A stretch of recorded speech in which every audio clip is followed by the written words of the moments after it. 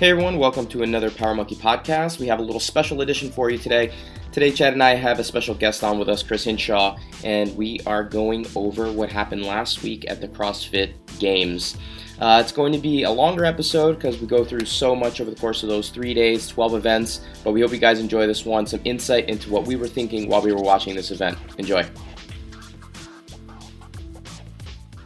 All right, everybody, welcome to another podcast. We got a special episode today, something pretty cool that we have been talking about wanting to do for a while, and I have my buddies Chad and Chris on here to be able to talk about what happened this past weekend at the 2020 CrossFit Games. It was a very unique event, obviously, with everything going on, being that there were only 5 male and 5 female competitors going head-to-head. It added a unique wrinkle to the way the events actually played out. I think no one really knew exactly what was going to happen, but the format actually was kind of cool. And I think we'll kind of go through exactly what we saw with each of the events, what was unique, what maybe some of the competitors did right, what they did wrong, some areas where they could have improved. And we're going to be able to lend our area of expertise into what we saw over the course of those 12 events. So a quick little rundown on some made points about what happened over the weekend. There were 12 events over 3 days. The winners were quite obvious if you watched at all, the champions from the previous years. Matt Fraser and Tia Toomey both absolutely crushed the field, finishing first in 10 events for Matt out of the 12 and 9 events out of the 12 for Tia, which is just lunacy.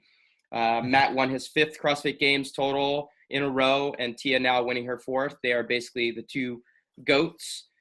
Being both in their prime at the same time is something that, we are privileged to watch. And I want to get your guys' thoughts on that. And the top 3 finishers on the men's side were Matt Fraser, Sam Quant, and Justin Medeiros, who those 2 guys were both freshmen in the competition side in the game. So both those guys being in the games for the first time, finishing 2nd and 3rd, a top 3 finish for the United States on the men's side.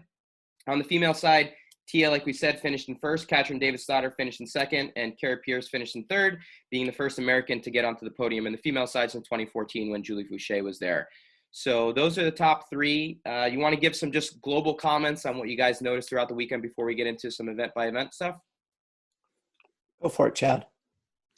Yeah, thanks, Chris. I mean, just from my perspective, I just can't get past how dominating, Matt and Tia are. And that's just, I keep kind of looking at the other competitors and comparing, and I see a lot of talent and ability. And what I notice is that one, all the athletes in general have overall very good movement, I think, and of course, from our individual disciplines, we can pick them apart a little bit, but overall they move very well. The quality is good. And, most everything is pretty well on point.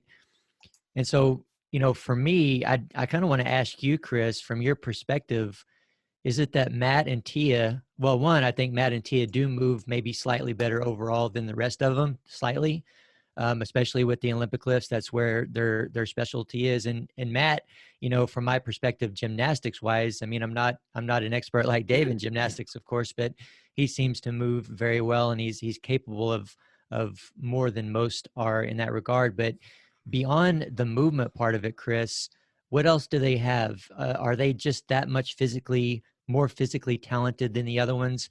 Do they have an extra amount of mind game on top of these guys? Because, in the end, look, if you're in the top 5 and you're in the CrossFit Games, I mean, you're mentally tough. There's no way around that. There's nothing that anyone can say to the point otherwise. But what is it from your perspective, Chris, that they have beyond that slight bit better movement?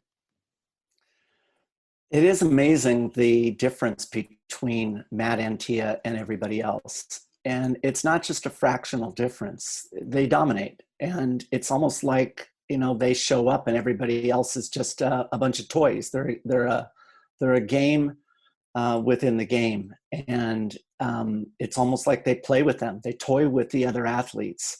I think the 2 of them together are an invincible pair. It is very intimidating, the fact that they work together, that they communicate together. And, when we talk about the last event, we really truly saw how well that they support one another. And I think back, and we could all look back, the three of us on our athletic careers, and, the difference between athletes at the top level is a fractional difference. And I remember swinging a pendulum over my food, and if it turned in a clockwise direction, it was healthier for me. It was a competitive advantage, which is ridiculous. But we're talking about fractions of fractions at this point. And these two, the fact is that they have proven they're in the primes of their life. And there is nothing standing in their way. The fact is if they show up next year, they're going to continue to dominate.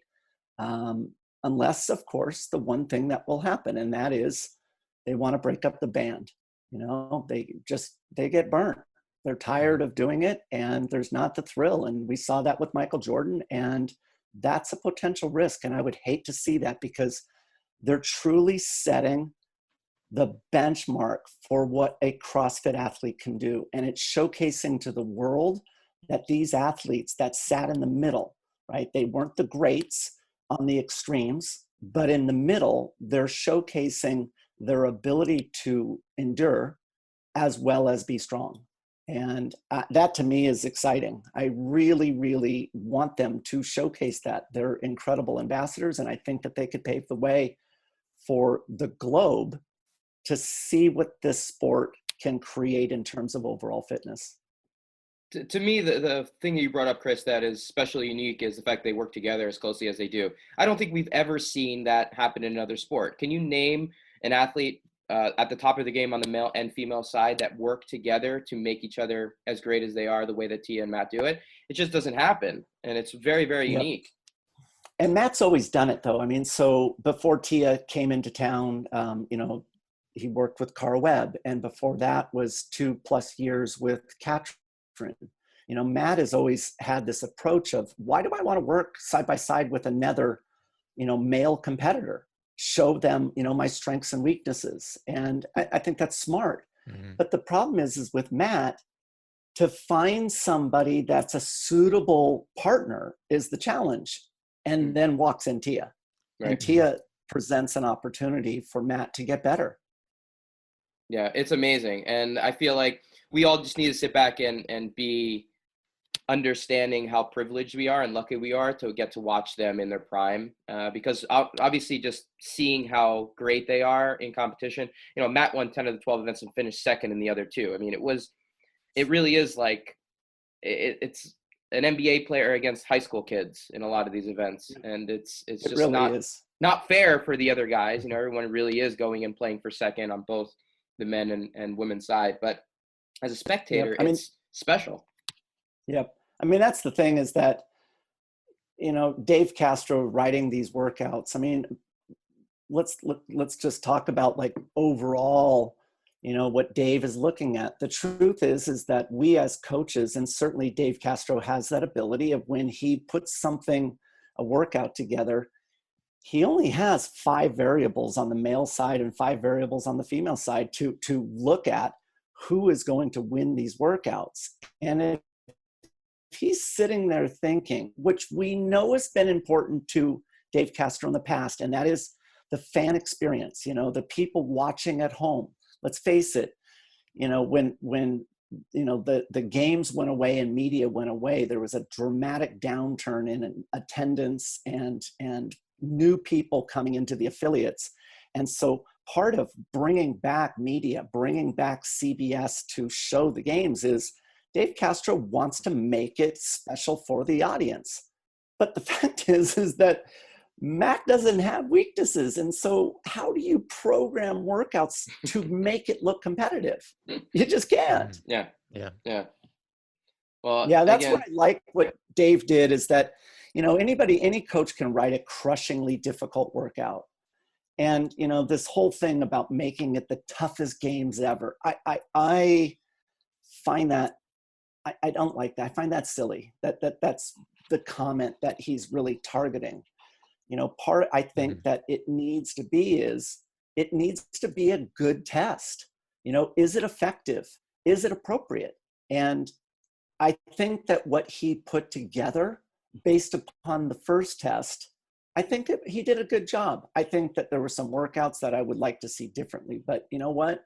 There were some workouts in there that, for example, Dave, when we talk about it, that handstand walk, which I think was one of the most impressive workouts, even though people don't like it, what we saw was, excited to talk about it.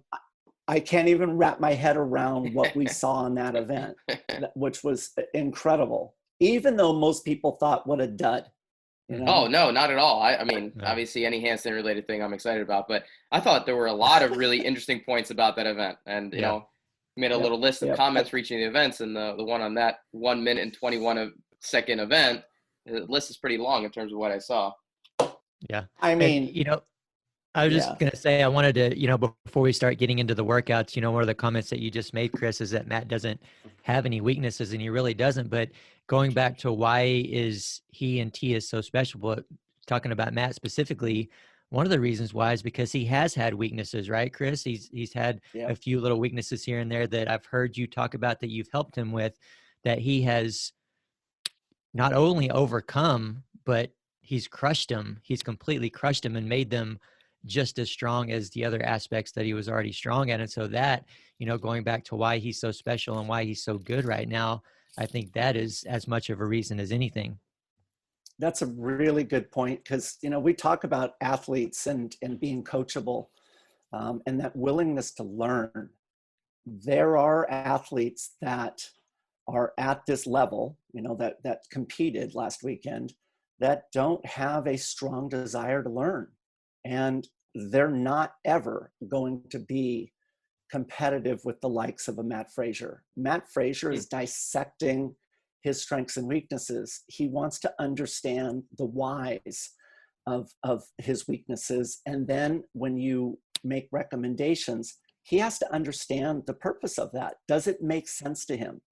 And so long as it makes sense to him, then there's buy-in. But how, if you, for example, you know, one of the things that a lot of athletes completely don't understand is the importance of carbohydrates at the CrossFit Games. I mean, this is an endurance event. You know, they're competing over 3 days. And, you know, a lot of athletes, especially on the female side, they're so concerned about carbohydrates, almost as if they're brainwashed. And they are putting themselves at a deficit, not only at the start of every day, but at the start of every workout. And to have just that aspect dialed in for this competition is critical for performance. And we see athletes still at the CrossFit Games that don't understand the importance of that. They don't understand where they're getting their energy from. And Matt Frazier is a student of the game. I mean, let's face it, he's got 2 degrees, an engineering degree and a business administration degree from University of Vermont. The guy's smart. Yeah. Yeah. You know, we could talk about Matt the whole time, but, you know, one of the things that I have to say on top of that, Chris, is, you know, I was hanging out with him and Cheryl Hayworth maybe a couple of years ago now. I can't remember when or where it was, but he and Cheryl are very good friends from back when they were at the training center. And he was talking about his training a little bit, and, you know, not to give too much away, I think that Matt kind of keeps his training secret and stuff like that. But just from talking to him, I get a sense that he is very incredibly smart with his training, you know, more so than probably any of these other elite CrossFitters that are in the games. And that's not to say that they don't have good coaches and that they don't have good training programs, but just the overall ability to do the work that you do and read your body and make adjustments. He's very much in the mindset of what I think Olympic weightlifters have an advantage of in programming. We are used to, you know, doing things like push,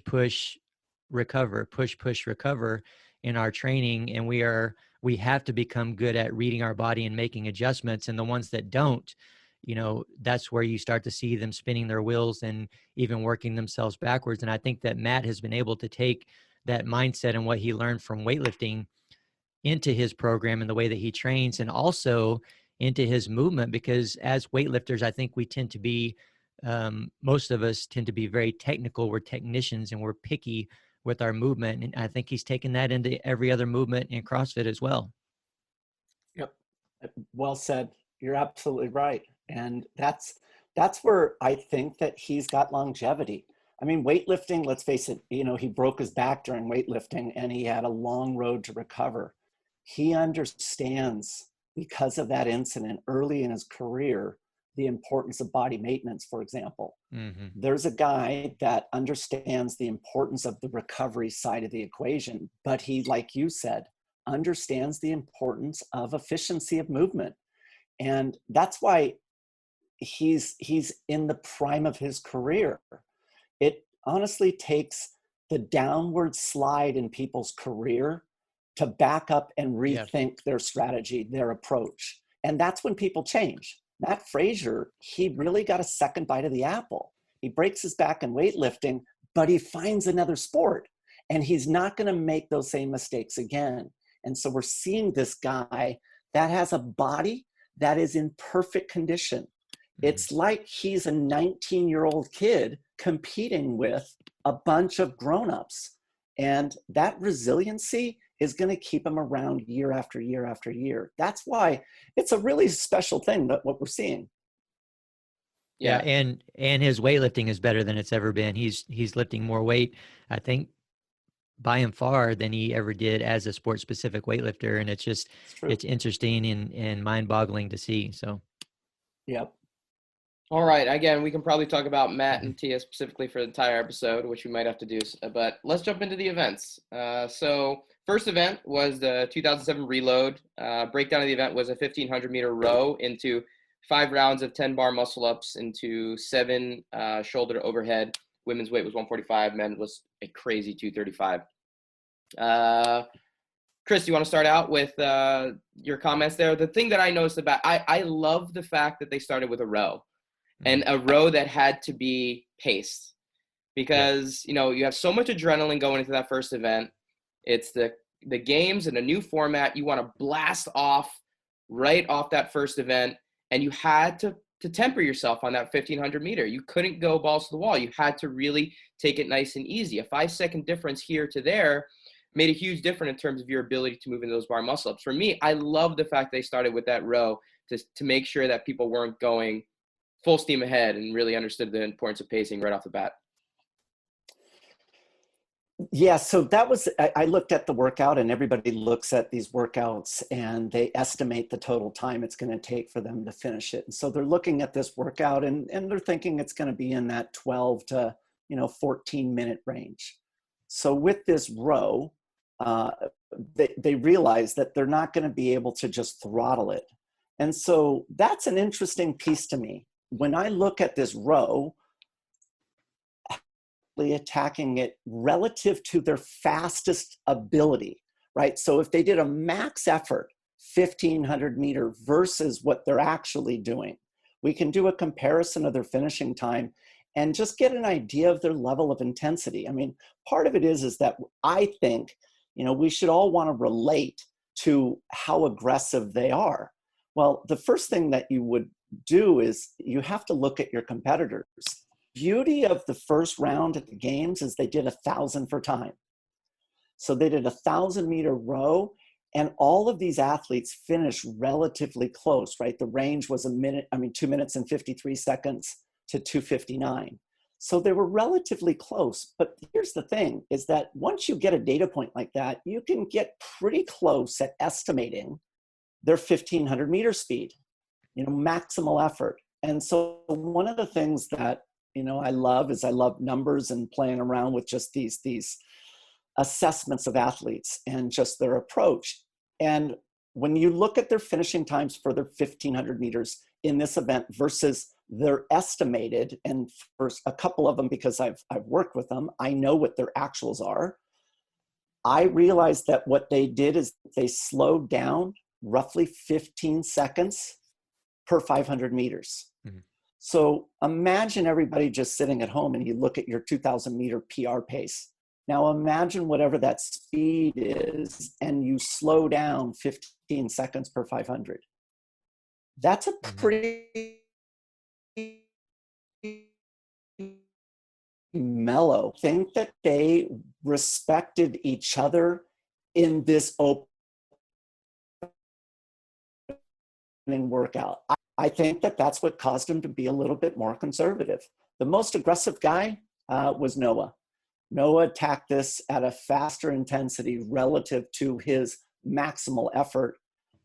His intensity was higher than everybody else, but that's Noah's style. Noah's a typical athlete of wanting to go out hot. Yeah, Chris, you cut out there just a little bit, so I wanted to confirm the basis of what you were saying. You feel that they were respecting the opening workout and the workout by kind of pacing and slowing down to that extent. That's correct. Yeah, and their speed on average, they slowed about 15 seconds per 500 meters off of their maximal effort, and that is a speed that if you look at them, the speed that they picked, they should be able to hold that speed for 8,000 meters. So to give you an idea, the pace they held, that was the speed that they could hold for 8,000 meters, roughly 5 miles. So this was a mellow pace. Right.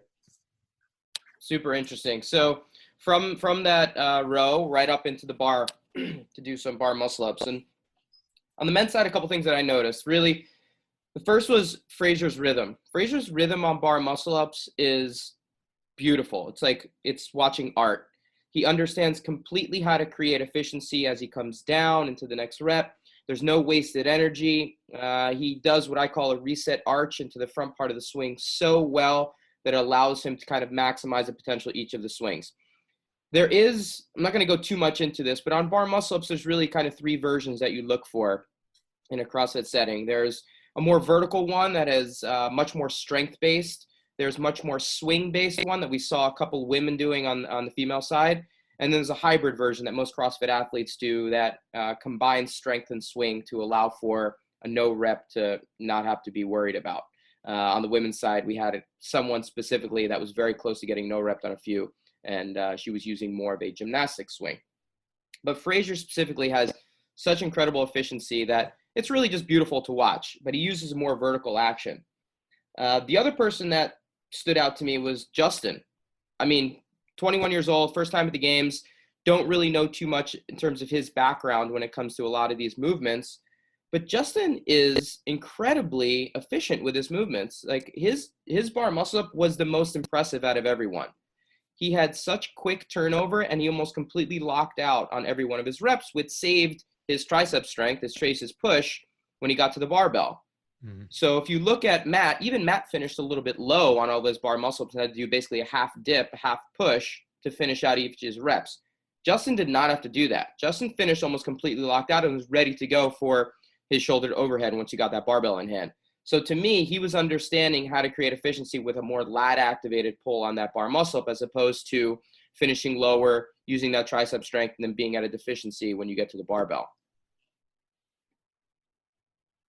Yeah, absolutely. That's a interesting comparison there for sure. And I wonder, Dave, just so maybe some of the listeners can go back and look at some of this stuff. What athletes were examples of those different variations of the kip that you were talking about? So the one who's very obvious on the gymnastics swing version is Carrie Pierce. Carrie's bar muscle ups, obviously her being a gymnast, there's a lot of people with gymnastics backgrounds that are out there, but Carrie very much uses a much more swing-based approach, which can save the strength side of things. She finishes much more locked out. She has very short levers, so it allows her to turn over very easily. Matt has very short levers. It's an advantage in certain situations. But what you were seeing is that she was coming up, and it's something very important to notice, and you saw some of the commentators actually point this out. She's coming up with her knees, and she's actually bending her knees, but it's done on purpose. And that's one of the things that's really important to note. She's coming up and her knees are almost in line with the bar. They're very close to being no repped almost on every rep, but she was keeping the knees below the bar, maximizing the potential of the swing and then turning over from there. So you didn't see this from any other athlete. No athlete was bringing their knees up nearly as high as Carrie was, and she was using a much more swing-based approach. If she would have straightened out her legs as you would in a gymnastic situation, she would have been no rep because those toes were above the bar. So she was doing it on purpose. It was very different than someone just bending their knees because they don't understand what's going on. But she was using that approach because she knows how to control her body so that she can get the rep and maximize the efficiency of the swing. That's awesome. That's awesome. I love that she modified the technique in that way. And, talking about coming off the bar muscle ups and going into the shoulder to overhead, I really love the weights that were picked here. They're, coming into 7 reps at these specific weights after the row, after the 10 bar muscle ups on each round, certainly challenging. I mean, and you could see the challenge that these athletes had with it. I mean, they handled it, but they weren't weights to where they could just not think about them. And what I mean by that is that what I noticed pretty much all the athletes doing is that they had to even pay attention to the way they were approaching the weight when it was on the ground. When they cleaned it up to their front rack position to go into the shoulder to overhead, they had to lock in, they had to think about it.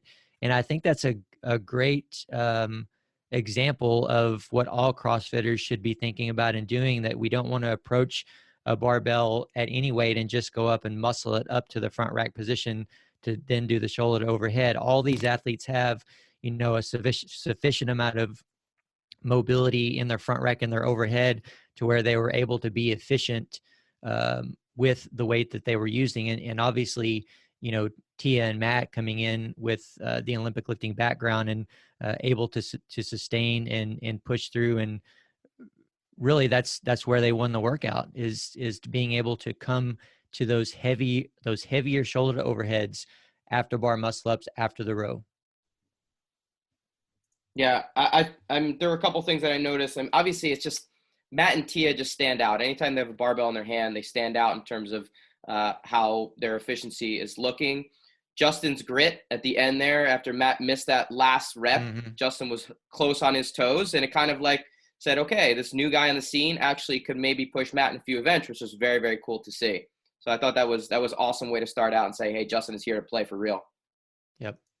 I want to make one last comment on the bar muscle up, because this is something I talk about a lot, and I just want to make sure people understand. I mentioned Carrie's technique and the gymnastics one being the one that can create a little bit more of a swing-based approach. I am not a fan of the standard that's in place right now saying that you're not allowed to have knee or toes pass above the bar. To me, it's a standard that doesn't make sense. It's a standard that I think should eventually change. If you're saying that the person is allowed to use swing or a kipping action or use dynamic action or momentum to create efficiency, then you should allow that person to maximize the potential of that momentum, of that swing. Why are you capping the person's ability to create and generate a good momentum, a good swing? It doesn't make sense to me. Either you're doing it strict and showing the person's ability to kind of use strength in that situation, or you're saying create momentum, use the efficiency of the swing correctly, and maximize the potential there. It doesn't make sense to have a cap on it with the feet at or above the bar. To me, it's a standard that should be changed. Allow the person to bring their feet up as high as needed. Doesn't matter to me if the person wants to go that route, allow them to create the swing so that they can actually create efficiency. So for me, that doesn't make sense. I think that's a standard that should be changed. I always wonder why that standard is even in there. I don't know either. I don't know. Yeah, it seems that everybody that comes from that gymnastic background, and we saw that with Camille. Camille really struggled with that. Yeah. So hopefully we'll see that change, because it really is it's a non-separator. It really does it forces poorer movement, and we don't want to see that. So just something I noticed that hopefully we'll see some changes in the future. You guys want to move on to number 2? Let's do it. All right. Event number 2, the corn sack sprint. This was a 320 meters uphill sprint. Definitely that incline was pretty brutal. With a corn sack, the women's weight was 30 pounds and the men's weight was 50 pounds. Chris, I know you did a little piece on this one specifically during the games. Do you want to touch on some of the thoughts that you had watching this one? Yes. So for me, what I interested in is the time domain. I really like this time domain. I wish it was a little bit shorter, because they pushed the edge of around 3 minutes, and at 3 minutes it turns more into an aerobic event, and it favors more of a distance endurance type of an athlete. If we have workouts that are between 2 and 3 minutes, it doesn't favor any one particular type of athlete, meaning the speed, strength, power athlete who is good in shorter time domains, meaning up to 2 minutes, is going to have an equal opportunity to win as an endurance athlete who is good at 3 minutes and longer, that 2 to 3 minutes is really a dicey time domain. It's the most dangerous time domain because no one really has an advantage. The beauty of an uphill is that it combines two basic physiological requirements. One is the strength, right? The power. You have to have a substantial amount of power output to move the body up. Remember, this average gradient of this 320 meters is around 20%. In the middle section, it's a 35% grade. It is a substantial grade. And so when you put on the weight, so the women were carrying 30 pounds, the men were carrying 50 pounds, that power requirement is critical. It is a huge aspect of this. You must have strength. Well, the other thing is that what uphill does is it tests your aerobic capacity, your ability to move and utilize oxygen. And one of the things about aerobic capacity is that it usually comes into play in long time domains, longer events. And I'm talking about something that's over 20 minutes. And in an uphill effort, because of the force demand, the power demand, it has a unique requirement in terms of aerobic capacity, your ability to bring in oxygen and utilize it as a fuel. And so there's this balance when we talk about a hill climb. And so to me, this workout, it was well written. It was just a little bit too long. It should have been something, in my opinion, if we're going to make it really challenging for these athletes, something in that 2 minutes and 30-second range would have been a little bit different. I think that what we saw at the end of it was what I expected, and that is, as soon as it got within about 30 seconds to go, people kind of stayed in their lanes and didn't make any moves because that's all the potential that they had. Yeah, it was also interesting that it kind of like funneled people a little bit too. Like the lanes were kind of narrow in certain areas, and it was kind of challenging to pass. And you saw people just say, okay, even when Haley dropped the bag right at the end in that last little bit, Brooke and Carrie couldn't even pass her because they were just kind of in such a tight spot. So I think that was a component that was a little bit challenging. That it was like they funneled them into like such a tight compartment, a tight little space that it kind of filed people in one by one. And that's a mistake, right? So, I mean, in cycling, when we do, and we saw this when they had that criterium in Madison that year. If you are in front going into a 90-degree turn on a bike, and what you do is obviously you have to brake coming into that turn. And what happens is it forces everybody else behind you to brake even harder than you were. So it's an advantage to be in front. And it creates this accordion-like effect. Matter of fact, so if you guys were following me on a run and I kind of did a stutter step and you're like, wait, what happened? And then I continue to accelerate, you guys will be gone. You'll be off the back. I don't understand why they would have an event that kind of a tactic could be used to throw off competitors in the back. That to me, I was part of the problem is if one person is in a silo programming workouts, they're not seeing the whole playing field. They're seeing different aspects of what their background, their core competency is from. And that's where I would like to see CrossFit creating more of a committee, because that to me didn't make a lot of sense. There was that workout was a great workout. It was a good test, but it could have been designed better. Yeah, especially on such a short time domain. Like why create a situation where you're forced to be stuck behind someone else, allow the person to have their own, or throw in a different element. I mean, the fact is, okay, so a sandbag, okay. The difference of 50 pounds on a Matt Fraser in terms of total time. So, in running, one of the things that we talk about is the importance of weight. Weight matters in running. You got to carry that weight. Well, 50 pounds difference in 320 meters, whether it's going up at a 20% grade, it's a minor impact to them. It's a meaningless impact. Mm-hmm. And so, yeah, it presents this challenge, but it's not overly difficult. It doesn't make it substantially where now all of a sudden it's twice as hard. Mm-hmm. But what if they had to carry objects, meaning it was farmer's carry? And Mm-hmm. now on top of it, what you had to do is carry two very heavy objects on uneven footing and do farmer's carry. Now you got a grip-related fatigue on top of the technical aspects of going up this hill. Now the playing field changes, because carrying a sandbag for these guys, it's not a unique movement. There's no difference for them carrying a sandbag, carrying a ruck, carrying a weight vest. There's my rant. Right. No, you're and I wonder, Chris, with what you said, aside from the different carry, let's say they were still carrying the sandbag, but it was a little bit shorter, as you mentioned, and there's better lanes. Do you feel like the results would have been any different? I do. And I think that one of the things that we know about running is the VO2. So your aerobic capacity, your VO2 max. And we talked about this earlier. The truth is that when we do a VO2 max test, what they take in your result is your body weight. Remember, it's milliliters of oxygen per minute divided by kilograms of body weight. And so weight matters. And so here what they do is they take a 30-pound bag for women and a 50-pound bag for men. Well, the fact is that that percentage of body weight makes a huge difference. If the average weight of the women were 150 pounds and the average weight of the men were 200 pounds, then why did the women have such a light bag relative to the men?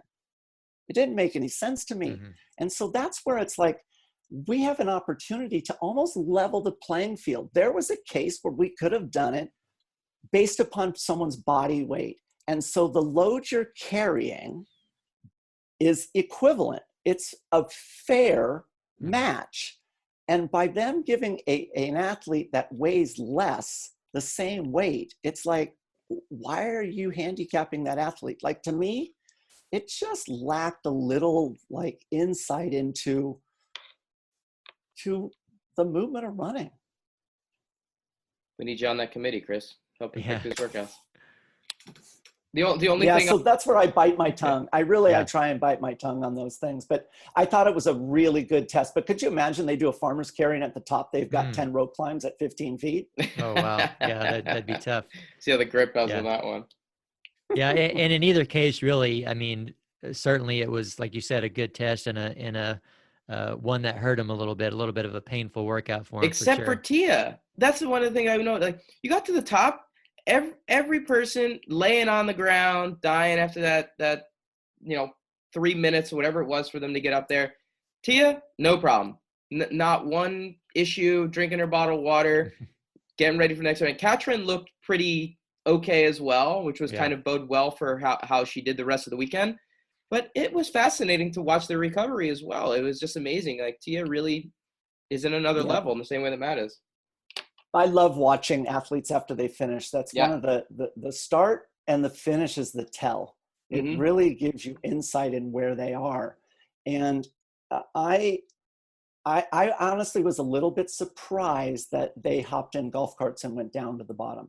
I mean, that 30 minutes after a workout like that, I mean, let's face it, because of the fast twitch fiber demand, your aerobic system can't keep up with the requirements in terms of energy output. And so you need it anaerobically. You need your fast twitch fibers to kick in. And so you're going to create lactic acid. And at the top, every one of them, the amount of acidity in their bloodstream was flooding and shutting them down. Well, part of what we know is that they have a bunch of other events. They've got 3 more events just in this day alone. And the ability of clearing that lactate out as quickly as possible is critical. What a miss to not take advantage of a nice, easy walk down to the bottom of the hill to clear out that lactate. I was a little surprised that they didn't have that. Some of the athletes didn't have that type of protocol in place. Awesome insight. I like that. All right, let's keep it moving. On to the third event, CrossFit Total. This one had been done back in 2007. I thought it was one of the coolest parts to be able to see what happened 2007 up until now and the crazy changes and how we've gone from those numbers back then till now. But 3 lifts, you had a 1 rep max back squat, a 1 rep max shoulder overhead strict press, and then a 1 rep max deadlift. Chad, do you want to pick this one up and give us your thoughts? Yeah, for sure. And the thing is, I'm not sure I have a whole lot to say here, because it's just, in the end, it's impressive. I mean, when I see these athletes do strength movements, back squat, press, deadlift, snatches, clean and jerks, I mean, I'm always impressed with the amount of weight that they're able to lift, and especially these guys and girls on the highest level, their movement as well. And that's the biggest thing for me, is that overall everything was done with quality, aside from the depth of the squat, which you guys know. I don't like anything less than all the way down, but I get it. They're maxing, they're trying to lift as much as they can, so they're going to go to that minimum level. Except for Matt very much uses a full range of motion back squat. And what I mean by that is that he's using the bounce out of his very bottom position to help him stand up with the weight. So there's some give and take there. Either you can stop short and you can use that shorter range of motion, as long as you're strong there, as long as you train that and it's specific to the depth that you're strong coming out of, it can be beneficial. But again, Matt has done so many full range of motion squats that, you see him using that with his heaviest weights. And I think he ended up doing 492. So right there close to 500, and an impressive, high bar, full range of motion back squat. And the thing that sticks out too, that a lot of people that the commentators were speaking on, was the differences in foot position on the back squat, Matt versus Noah specifically, because there's a big variation there, where Matt is using quote unquote narrow stance, and Noah using a very wide stance. And, just to speak on that briefly, to me, that's not a narrow stance. What Matt was using is just a more natural, what I would call normal, good, powerful stance for an Olympic lifting full range of motion squat, that's going to allow Matt to get to a deeper position, to be able to use his legs better, bouncing out of the bottom, as opposed to where Noah was. Obviously he squatted to a more partial depth, but that wide stance, closer to a powerlifting depth, he wouldn't want to go all the way down there, because it's not near as strong. He's not going to be near as capable of coming out of the hole with that wider position. And again, this goes back to why I say, if you're someone that does Olympic lifting on a regular basis, the danger in getting strong and good with a wide stance partial depth is that that's where your feet and your body is going to want to go when you receive snatches and cleans. And you can see that in Noah's receiving position. When we get to the snatch ladder later on, you'll see that Noah jumps out wide there as well. And what that does is it creates that potential for compensation for the feet to not be in as solid of a position, and for the knees to come in a little bit. I'll get off of that topic. You guys know I can talk about that too much, but I want to say the only other thing I really have to say about this on the women's side is, once again, impressive numbers. And I was impressed with Haley. I'm interested to hear you talk about this a little bit, Chris, because, coming in, everyone knows that Haley's going to be a little bit behind on CrossFit Total if a snatch comes up weight-wise. But I was impressed with, not only the weight that she was capable of lifting, that she hung in there closer to these athletes than maybe I thought that she would, but she moved well also. And what I mean by that is that even though she still has some room for improvement, from what we've seen from her in the past, her coming to Power Monkey Camp and watching her move and watching her lift, she's improved. So I was impressed and glad to see that. Yeah, I mean, that's the thing, is that Haley, she's 19 years old, and this is the first full year that she is really focused on strength. And, in the past, one of the things that I admire about Haley is that she took a more overall approach to her training. She didn't focus on strengths and weaknesses. What she did is she wanted to develop everything from her top end speed to her endurance. And she didn't want to concentrate more time in her weaknesses. And so, certain aspects of her ability didn't improve. And I admire that because what she wanted to do was allow her body to mature. She didn't want to rush into it. Haley is thinking that this is a long-term play and she's not in a rush. And so what we're seeing as an athlete, you know, in Haley, that with 1 full year, we saw a dramatic improvement in strength. And I think that's part is exciting, is that where is that going to go long-term?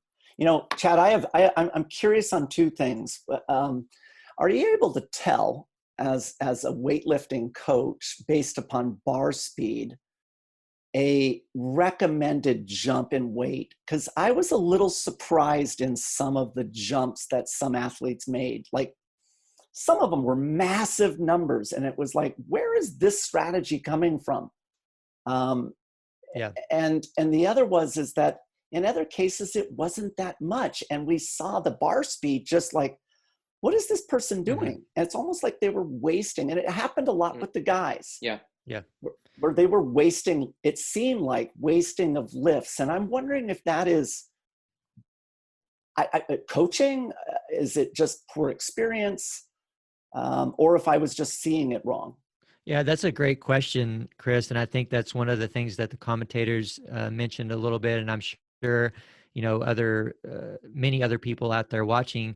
And the thing is that if you have an extensive Olympic lifting background, you're probably going to be less capable of grinding, as opposed to if you have a powerlifting background where, you know, your squats and your deadlifts and your bench presses. I'm not saying we bench press, but I'm talking about power lifters where they are always testing their ability to lift as much as they possibly can. And that's going to require them getting better and good at grinding through something that they get to a sticking point and maybe they almost completely stop and they have to find their way to press through it. With Olympic lifting, we're used to moving fast. We're used to catching a heavy clean, bouncing out of the bottom and using that momentum to stand up. So very rarely will we have athletes on the elite level, for example, be able to grind too much. So for me, for example, when, you know, back in the day when I was doing heavy squats, for example, I could get to a point to where if I was doing a 1 rep max for the day, I would stand up with a back squat or a front squat that would look pretty comfortable, that would be moving pretty well and look like I could maybe put 20 more pounds on. But if I go up 5 pounds, I've just reached my limit in the speed that I'm able to move at and my inability to grind, that 5 pounds now looks like I put 50 pounds on the bar. So I think it's dependent on the athlete and the way that they've trained. A partial range of motion squat, to be honest with you, is going to be more able to grind through than a full range of motion squat. And that's kind of one reason why a lot of athletes, of course, will stop short. But that's why you also see, again, Matt using that full range, using the bounce out of the bottom, and all his lifts looked pretty smooth, you know. So again, you'll have those athletes that you think might be able to put 20 or 30 or 50 more pounds on when they're going to be limited to 5 more pounds. And then you're going to have those athletes that look like, you know what, that's your limit. If you're going to put anything on, you should only put 5 pounds. But in fact, they're used to grinding and they've got the strength and ability to do so. So looks can be deceiving in that regard. So you would really, as a coach there, making recommendations, you would really have to know then that type of athlete and what category they would fall into. Yeah, absolutely. And, you know, of course you have to know them on top of that as well. What other events have they gone through up to this point, and how is that going to have fatigued their squat, for example, or their deadlift or their press, if any at all? Was that just a warm up for them and they're ready and wired in and ready to go? You know, so knowing them in that sense, yes, and then knowing them in the sense of how are they fatigued, if any at all, up to this point. Interesting. All right, sweet. Let's keep it moving. Next event, handstand sprint, 100-yard handstand walk. Haven't had this in the games before in terms of speed in this way. And Chris, you had mentioned that some people had some comments about this, but I found this to be super entertaining, very interesting. And it pointed out some things that I wasn't expecting. So why don't we just start out with your comments and then I'll get to mine. Well, I mean, a lot of people were complaining about the rules. You know, I mean, we've done handstand walks in the past, and there's always been minimum distances, sections that athletes had to clear. And I do like that. I like that games athletes are held to a higher standard. And I like when events have elements of risk, you know, where athletes have to deal with that risk. You know, are they able to do the next section, or should they stop and rest? And that risk of failure, it shows the level of confidence that these athletes have. This didn't have it. It was a free for all. You know, you just started and you went. Now, the only difference is that when you did come down, you had to cross one of those lines. But when you started back up again, you could put your hands back in the same spot where you came back down, meaning you didn't have to start behind the line, which that's where people were complaining. Right. But they're missing the whole point here. For the first time, what we were testing was maximal velocity on your hands. Essentially, it's a running sprint, but not with your legs. And now what we're finding is the speed that these athletes can move. It's a true test where we're able to see and respect the magnitude of this speed. And that's where I'm blown away by it. You know, just as an example, Frazier, one of the worst workouts I ever gave him, and he writes me after this workout and he's all, that was a disaster. And he leaves me hanging for like 5 hours as I'm trying to keep my cool to understand what the problem was. But based upon the numbers, he should be able to have done that workout. Well, I come to find out that this workout, which included 300-meter high-intensity runs into a 100-meter walk, the walk was in 1 minute. And he wrote me and he's like, no, I was able to do the 300s. I couldn't walk 100 meters in 1 minute. Well, okay. This was 100 yards. So that's 91 meters. And his finishing time of what, 121? 121, yeah. What was it? 121. I mean, so the guy is on his hands,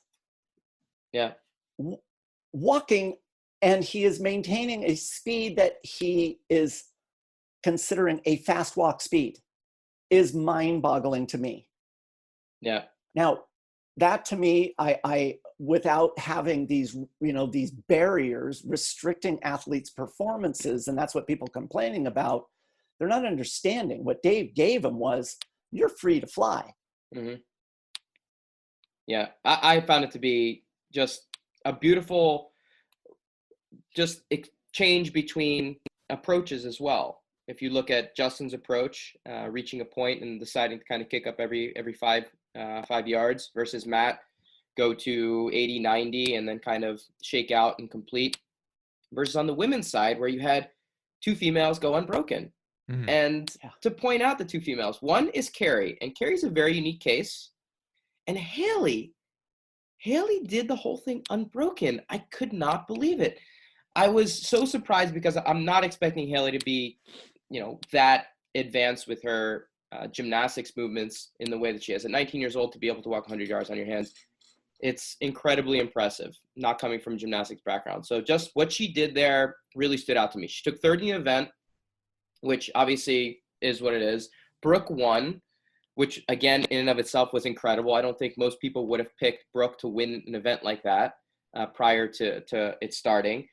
But there were a couple things that really stood out to me in terms of the technique that was used. If you look at Brooke and you look at Matt, they had a much more open shoulder angle with their handstand walk.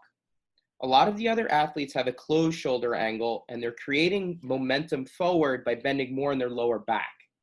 So what ends up happening is you see more leg bend and you see more arch in the lower back to create momentum in the direction that the person is trying to travel, which means that they're using more anterior delt to control the action. The person who does this the most, which is surprising to me, but if you think about it more, you can kind of see why, is Carrie. Carrie's handstand walk is completely dependent on the strength of her shoulders. Her shoulders are incredibly strong. So she relies on that on her handstand walk. Is it a technically efficient handstand walk? Absolutely not. In fact, I would not recommend people doing Carrie's handstand walk. Did she do it unbroken? Yes. Does she come from a gymnastics background? Yes. Would I recommend her approach? Absolutely not. You look at her approach, where is her bend coming from? It's completely in her lower back, which means that her torso weight is actually moving in the opposing direction. She has such a shoulder angle and a broken lower back that her torso is actually pulling in the opposing direction. This approach works fine when you're on a level surface and you have to work in one direction. Now, if she had to work up an incline or do some kind of lateral movement or walk backwards, maybe she's technically capable because she has a gymnastics background and she's comfortable on her hands. But that approach does not work as soon as you start to incorporate some kind of other challenge. So it only works in this particular situation where you have a sprint forward, where you can dump the weight over by bending the knees enough and putting more arch in your lower back to get the weight traveling forward. It does not work in other situations. So she's limiting her ability to prepare for another type of handstand walk if that ever comes up. So that's just one comment that I want to make on. The open shoulder angle that Brooke and Fraser are doing allow for their entire body to be moving forward in the direction that they're trying to travel. So it creates more efficiency, takes some of the stress off of the anterior delt and puts more into the upper back, the traps, and the rear delt, which means they have more muscles that are incorporated when they're doing the handstand walk. It spreads the load. This is an approach that allows them to sustain the movement for much longer periods of time. It's something that we want to use, and like I said, which is a deficiency in Carrie's case, it will allow them to actually, when they have a barrier, this is why Brooke was so good in the obstacle course a couple of years ago, going up those barriers and across those parallettes, because she has an open shoulder angle. It pulls her weight forward. She's deceptive in her handstand walk. For someone of her size, she's good at handstand walks because she opens her shoulders as much as she does. It's something that most people won't notice, but it's absolutely a huge factor in terms of her being able to get the weight in the right direction.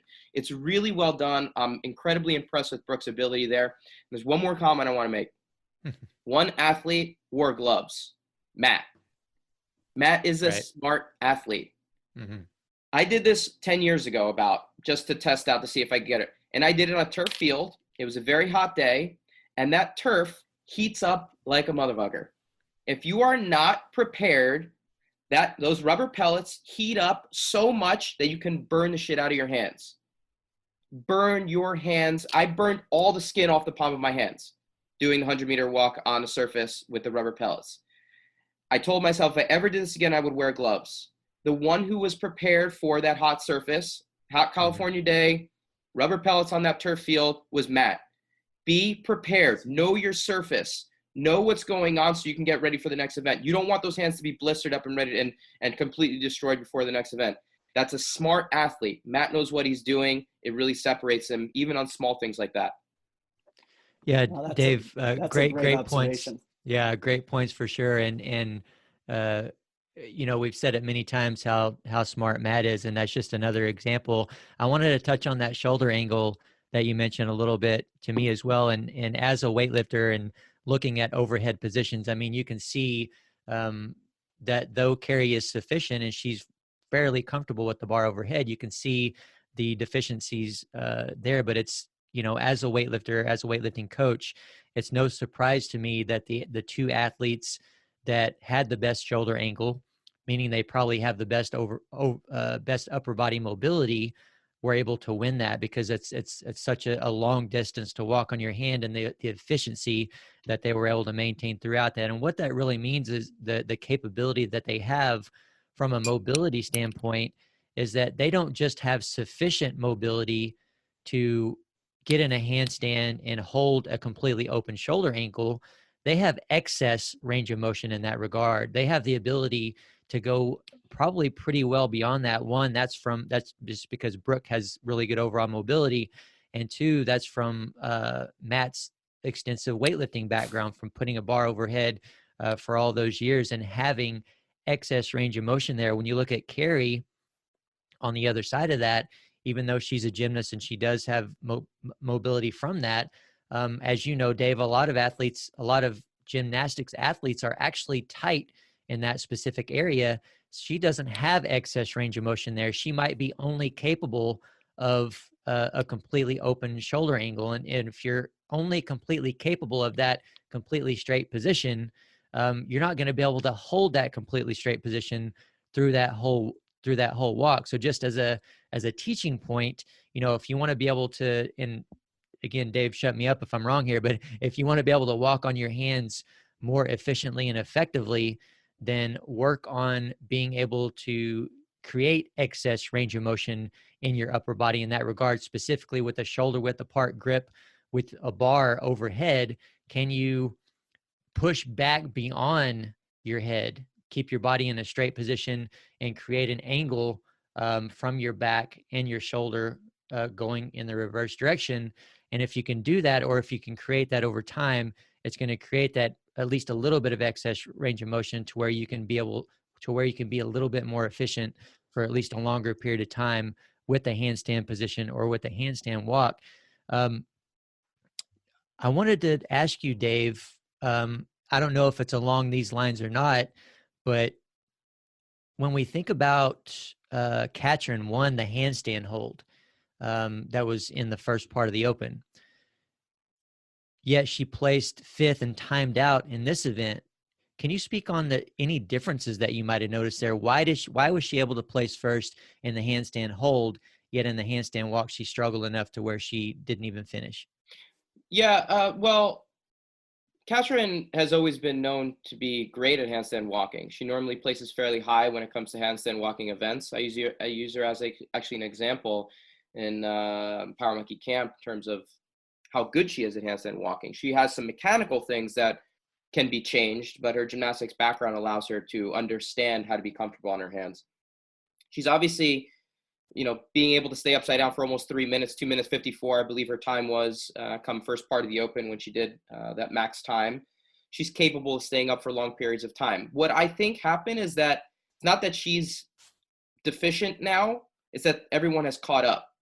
Everyone has suddenly started to work on their handstand walking in an area that Katrin probably hasn't put enough time in because she's already been so good at it, that I don't think it's a matter of her becoming weaker. It's just that everyone is catching up to something that has been a strength for her for so long. So it might kind of kick it into gear that she needs to spend a little bit more time in terms of duration for walking longer distances that she hasn't been necessary for her in the past. But I don't really think it's a deficiency. I think it's more of the rest of the field kind of cleaning up some of their inefficiencies. So I agree. Go ahead, Chris.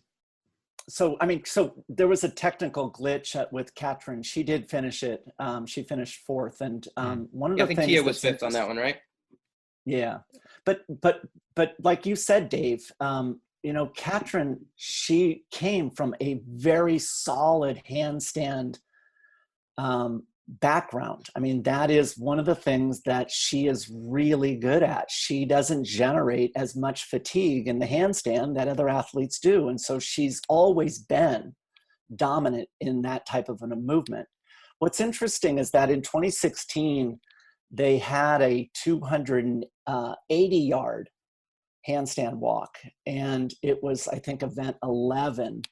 And Katrin's time back then for 280 yards, I went and looked at it, was 1:33. And you compare that to her 1:40 for 20 yards longer.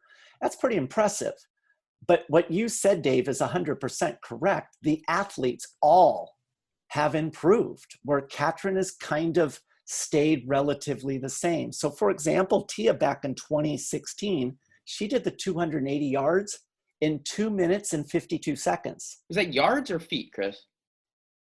I'm sorry, it's 280 feet versus 300 feet. So it was 20 feet further in 2020. Well, Tia, so she went 252 for 280 feet. And in 2020, she went 205 for 300. Now, that's an incredible improvement. The people, Frazier, he went back then 1:42 for 280 feet. And you compare him now, he went 21 seconds faster and he went 20 feet further. So these athletes, like you said, Dave, is spot on. They're improving at a dramatic rate. Yep. The thing is that what Dave did, though, by allowing these rule changes, gave the athletes that permission to fly. And it's almost interesting to me that historically, up until this workout, handstand walking has all been about volume, distance. I got to go longer, more time. And now for the first time, speed came into play. Mm-hmm. And that to me is cool. Very cool. Because now we have another element. Absolutely. Absolutely. I thought it was very, very important event for us to be able to expand what we're seeing on the gymnastics side. And before we jump to the next event, I just want to clarify one thing you mentioned, Chad, in terms of mobility overhead. I think that, yes, some of these athletes probably do have a limitation overhead and can maybe get to 180, maybe not past, which would be very helpful for this. But I think some of them probably can get to those ranges, but aren't comfortable there. Yeah. And they revert back to an angle in that shoulder that's comfortable for them to be able to maintain throughout this event. So it could be a mobility issue, but I think it's also a comfort level. Like Carrie, maybe her mobility isn't fully there, but her shoulders are so strong that she says, I'm going to rely on the strength of my shoulder to get me through this workout, rather than saying, if I open up my shoulders, I'm going to be less in control. I don't know what my handstand walk feels like in there, so I'm not going to kind of jump to something that's an unknown for me. So I think it's probably a combination of mobility, but also reverting back to what they know their strength is so they can rely on it in an event like this. Right. All right, let's jump to the next event. Keep it moving onto the ranch loop, event number 5, last one on day 1.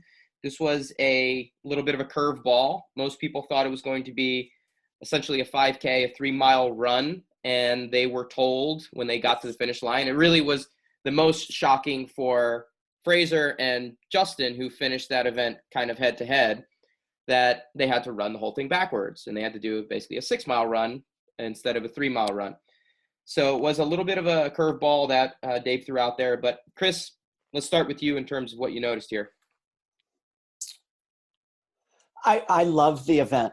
I was really disappointed when they said it was a 5K. To me, to go after a 25 to 30 minute time domain, I don't see the test. I don't see where it's even creating any anxiety with these athletes, even if it's the 5th event on this first day. I love the surprise, because one of the things that every one of these athletes recognizes, they're students of the game. And what they do is they look at the workout, and based upon that workout, they come up with a strategy. They come up with a strategy to maximize their overall performance. And one of the things that we know about pacing is that we don't have unlimited energy. What we have to do is maximize the consumption of our energy based upon the demand of the event, which is really the intensity, the duration of that they're being asked to go. And so that goes into their overall strategy.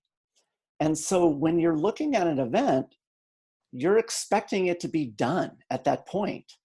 And to force athletes to all of a sudden go double the distance, and I'm not talking about a short distance, I'm talking about now turning from really a moderate distance event to a long distance event, right? We're talking about an hour time domain. That is a completely different situation. And this is a situation, if you went too hard in that opener, you're going to run out of carbohydrate stores. You're going to run out of glycogen. And part of it is that they already started this workout in a depleted state. And so it created an unknown. That was the thing, is that which athlete was going to do well in that situation, because they weren't prepared. It was unknown.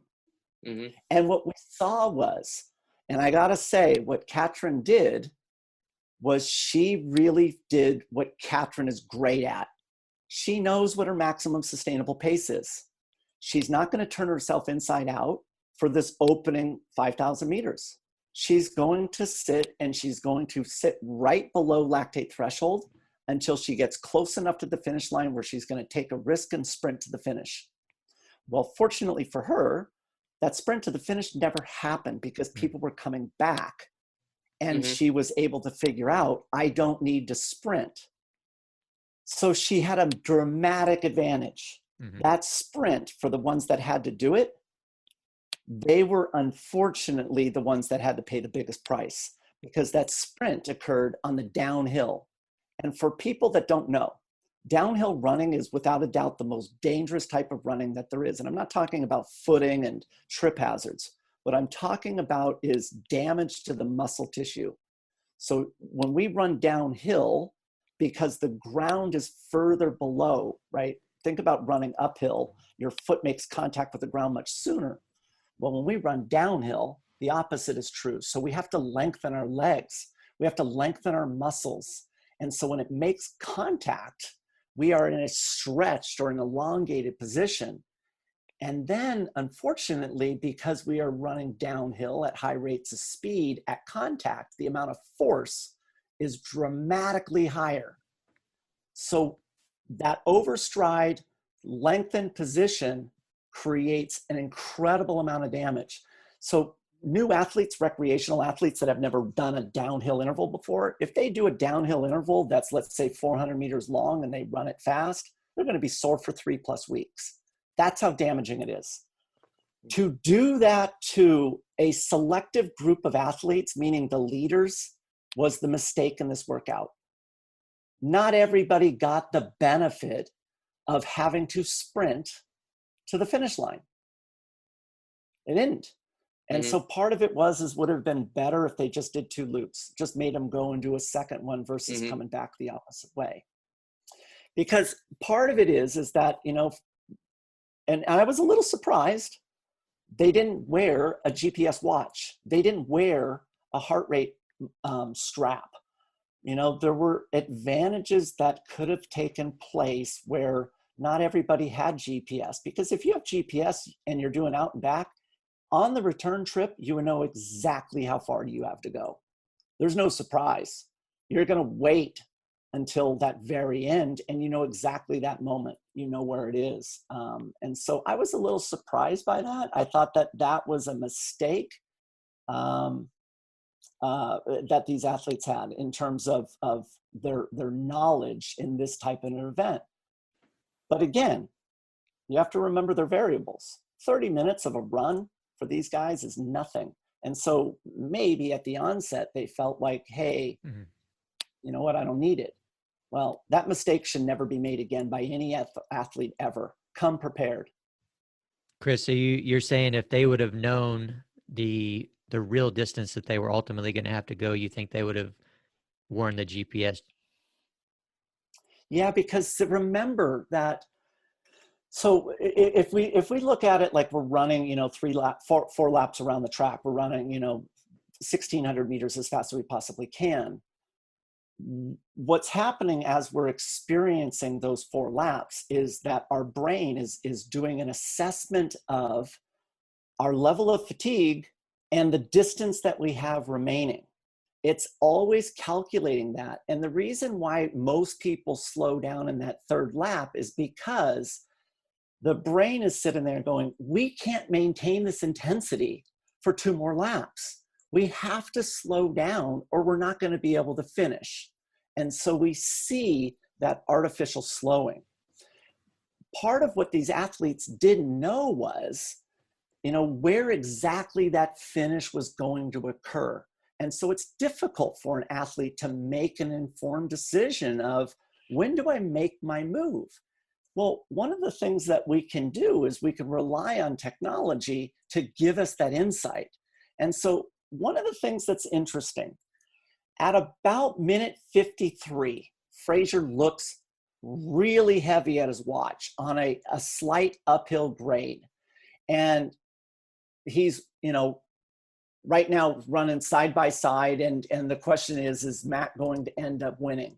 You know, and that was part of the thing that I wondered is, you know, Medeiros, he's right there side by side. Matt looks at his watch and all of a sudden there's a move. Was that a coincidence? Or was it because he saw exactly how much time there was left? And he said, you know what, based upon how I feel, based upon my now known distance, I'm willing to take a risk and try and win. Well, did Medeiros have that same information? And that's a mistake. If he didn't, that was a mistake, because those guys were doing tactical running at the end. And the question is who was going to make the move first? And I think that Matt made his move based upon knowledge, not a guess. Yeah, it's incredibly helpful insight in terms of what's going through people's mindset. That little change in there, I found the reaction to be the most entertaining. Matt's reaction being the first to finish, and him being pissed off at Dave for being like, "Get out of here! I'm not running again."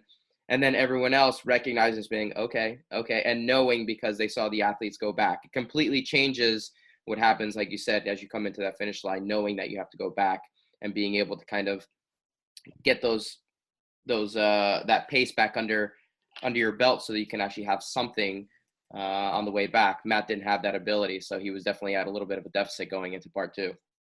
But how does Matt do what he did on the way back? Yeah, how do you answer that? He did, how do you answer it? That is an incredible talent, right? Yeah. That this guy turns himself inside out, and now you say, okay, you're doing double the distance. Yeah. And then performs as well. Tia did exactly what I thought would happen, and that is she thought that this was just 5,000 meters, and she planned accordingly. She went and attacked at the start. She put herself in an inside-out position where it was a non-sustainable pace. She was accumulating lactate all the way up that hill.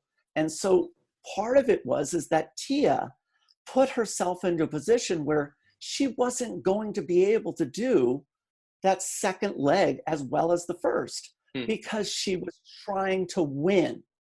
Where Katrin took a different approach.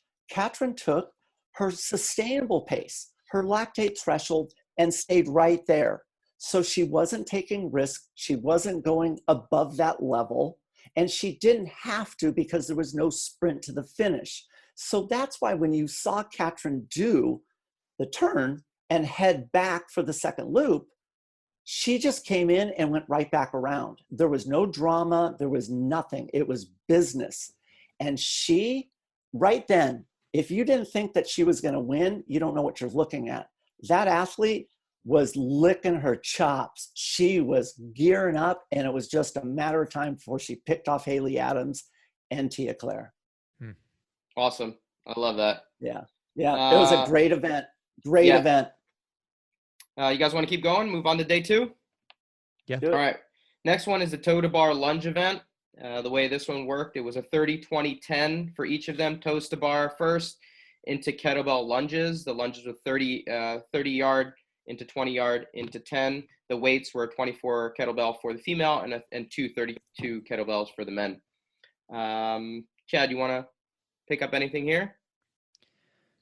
This, to be honest, Dave, this is actually one that I did not get around to watching, unfortunately. No worries. Chris, what do you think? There were 2 workouts in here that I didn't really value that much, and this was one of them.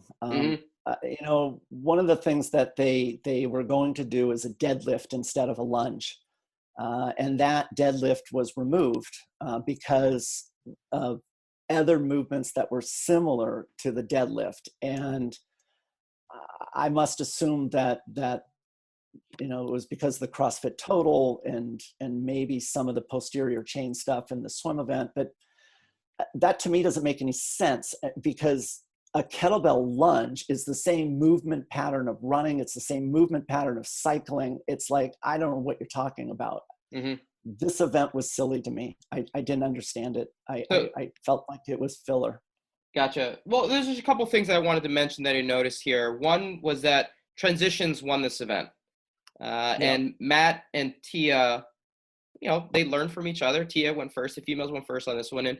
And Tia won this event because of her quick transitions, where she placed the kettlebells after her lunge. She placed them right underneath the bar, as opposed to where Katrin placed them and all the other females placed them close to the next starting line. And there was about a 10-foot gap between those 2 spaces. So they had to run back and forth if you place the kettlebells further away from underneath the bar. Tia put them run underneath so she could actually not have to go that distance. And it gave her incredible advantage in an event that was fairly quick. And so that, again, came down to a smart athlete making a distinction in terms of what the transition time is supposed to look like versus somebody that made a mistake. And I think Matt learned from it right away, and he was the only guy that actually did that right off the bat. And he actually spoke. You could see them, they would talk between events, Tia and Matt, and kind of say what strategy you used, what worked, what didn't work, what changes did you make during the event. And Matt took that and said, I'm going to use that same approach, and it helped him. Come down to the last side on the men, it was Noah that was actually pushing the pace. Him and Matt were fairly close coming into that last 10-yard lunge. And Matt just was able to kind of overcome it, not only because he had the sustaining power to do it, but because of those transitions were so quick. It was a thing that was noticeable, an event that was otherwise kind of a filler event, like you said. And the other thing that I think just needs to be pointed out was how slick the grass was. And it was brought up by the commentators early on. It was early in the morning. It was first event of the day. And the grass was very wet from the dew. And so athletes were slipping all over the place, especially Haley. Haley had a couple of slips that were kind of ugly. She had one where she slipped almost into a full split and dropped one of the kettlebells that looked like on her shin. And she dropped, a 24 kilo kettlebell on her shin in like a full split. I was surprised that it didn't affect her more than what it looked like it was going to. So for me, there were just some oddball things that happened here. Were you prepared for what the grip of the foot was going to look like on a wet surface? Maybe lunging a little too far out, keeping the lunge a little bit more narrow might have helped you. And then obviously those transitions is being a big part of this event. Yeah. All right. Yep. Let's go ahead and move on to the next one. The snatch speed triple. This one was basically one athlete was dropped over the course of 3 different events. The quarterfinal weights for the snatches were 145, 150, 155 for the female, 225, 235, 245 for the men, and it went up 10 pounds from there over the course of the 3 events, quarterfinal, semi, and into final. The winners of these events, no surprise, we had Matt and Tia winning both of these. Chad, you want to start out?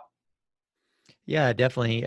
Once again, adding on top of what I was talking about with the CrossFit Total, just impressed with the weights that they were able to lift so quickly, and the way that they did them. They all, for the most part, moved very well. Again, we could pick them apart a little bit here and there, but not too much. That's the thing that I've noticed in CrossFit through the years since coming in and becoming a big fan and watching all this stuff since early 2010. I noticed over the years constant progression with the elite CrossFitters in their movement. I think there were a couple of years there in the middle, 2 or 3 years, where they started to fall to the side a little bit, but I think they've gone back up to a pretty high level. And you can really see that in something like a speed ladder, because they're going as fast as they can. So you can tell that they've done a lot of repetitions with heavier Olympic lifting, and they've spent time strengthening those key positions. So they're ingrained enough to where even when they're basically running to the bar and they don't have time to do what you would see what a weightlifter would normally do, is that we would take our time, we would slowly approach the bar, we'd be very slow and methodical in our setup routine. Well, they don't have the time to do that. And the more time you spend being more slow and controlled and methodical in your training and working those key positions, the more you're going to be able to maintain those when you move quickly. So I was just very impressed by that they were able to basically run to the bar, lean over and grab it, lock in and go. And probably we could see a little bit of slight rounding in the back, from moving so quickly, but not enough to where it really took away from their movement and their overall quality and their overall effectiveness. And for Matt to be able to do, 265, 275, and 285, I can't remember the time. I think it was 30 seconds or somewhere around 30 seconds with a miss there at the end. And he had to just basically jump right back in and do a very, very quick, what we would consider double with 285 after doing 265 and 275 so quickly, just to make sure that he got that win in. Very impressive, what these athletes are able to do, being able to lift very close to what their maxes are with, that extreme speed involved. And again, going back to talking about Haley, once again, from what I know from her in the past, her being capable of doing the 155 there in, I think, what was it, round number 1. And the way that she was able to do it, the quality of the movement that she was able to express, I was impressed with that. And you know, like you were saying earlier, Chris, I look forward to seeing what the future brings for her, because, you know, I would say that her natural talents and ability aren't necessarily with the barbell. Yet that being said, at only 19 and only really focusing on strength, like you said, Chris, for not very long, she's able to do 155. Well, that's a weight that gave, you know, back in my day, before there was this boom in weightlifting through CrossFit, there weren't very many females at all doing 155 pounds, which is right at 70 kilos. I mean, you had to get to the heavier weight classes. And it's an impressive weight for any human, female human especially, to be able to lift. And for Haley to be able to do that at this age where weightlifting is not necessarily her natural talent, it's impressive. It's just, again, you know, people ask me a lot of questions about, what do you think about weightlifting and CrossFit? And it's impressive. I am impressed by the elite CrossFitters, what they're capable of doing, and what I believe that really any CrossFitter is capable of doing if they really slow down enough, put the time and effort in that they need to strengthen those key positions, to learn technique, what you can be capable of with a quick test like this, or within low weight, high repetition efforts. Yeah, I think your comment about Haley is impressive on another level as well. Part of it is that Haley knows she's not going to do well in these events. I mean, she's measuring her strength in the snatch against, you know, the other women, and she knows that this is going to be a tough one for her. What's amazing to me is that Haley keeps her head in the game.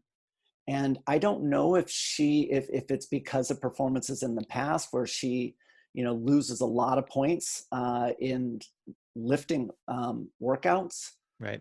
And that she always comes back, but she seems to be very resilient. And what I'm talking about is not physically resilient. I'm talking about emotionally resilient, because no one at this level likes losing. No one loves to just get throttled.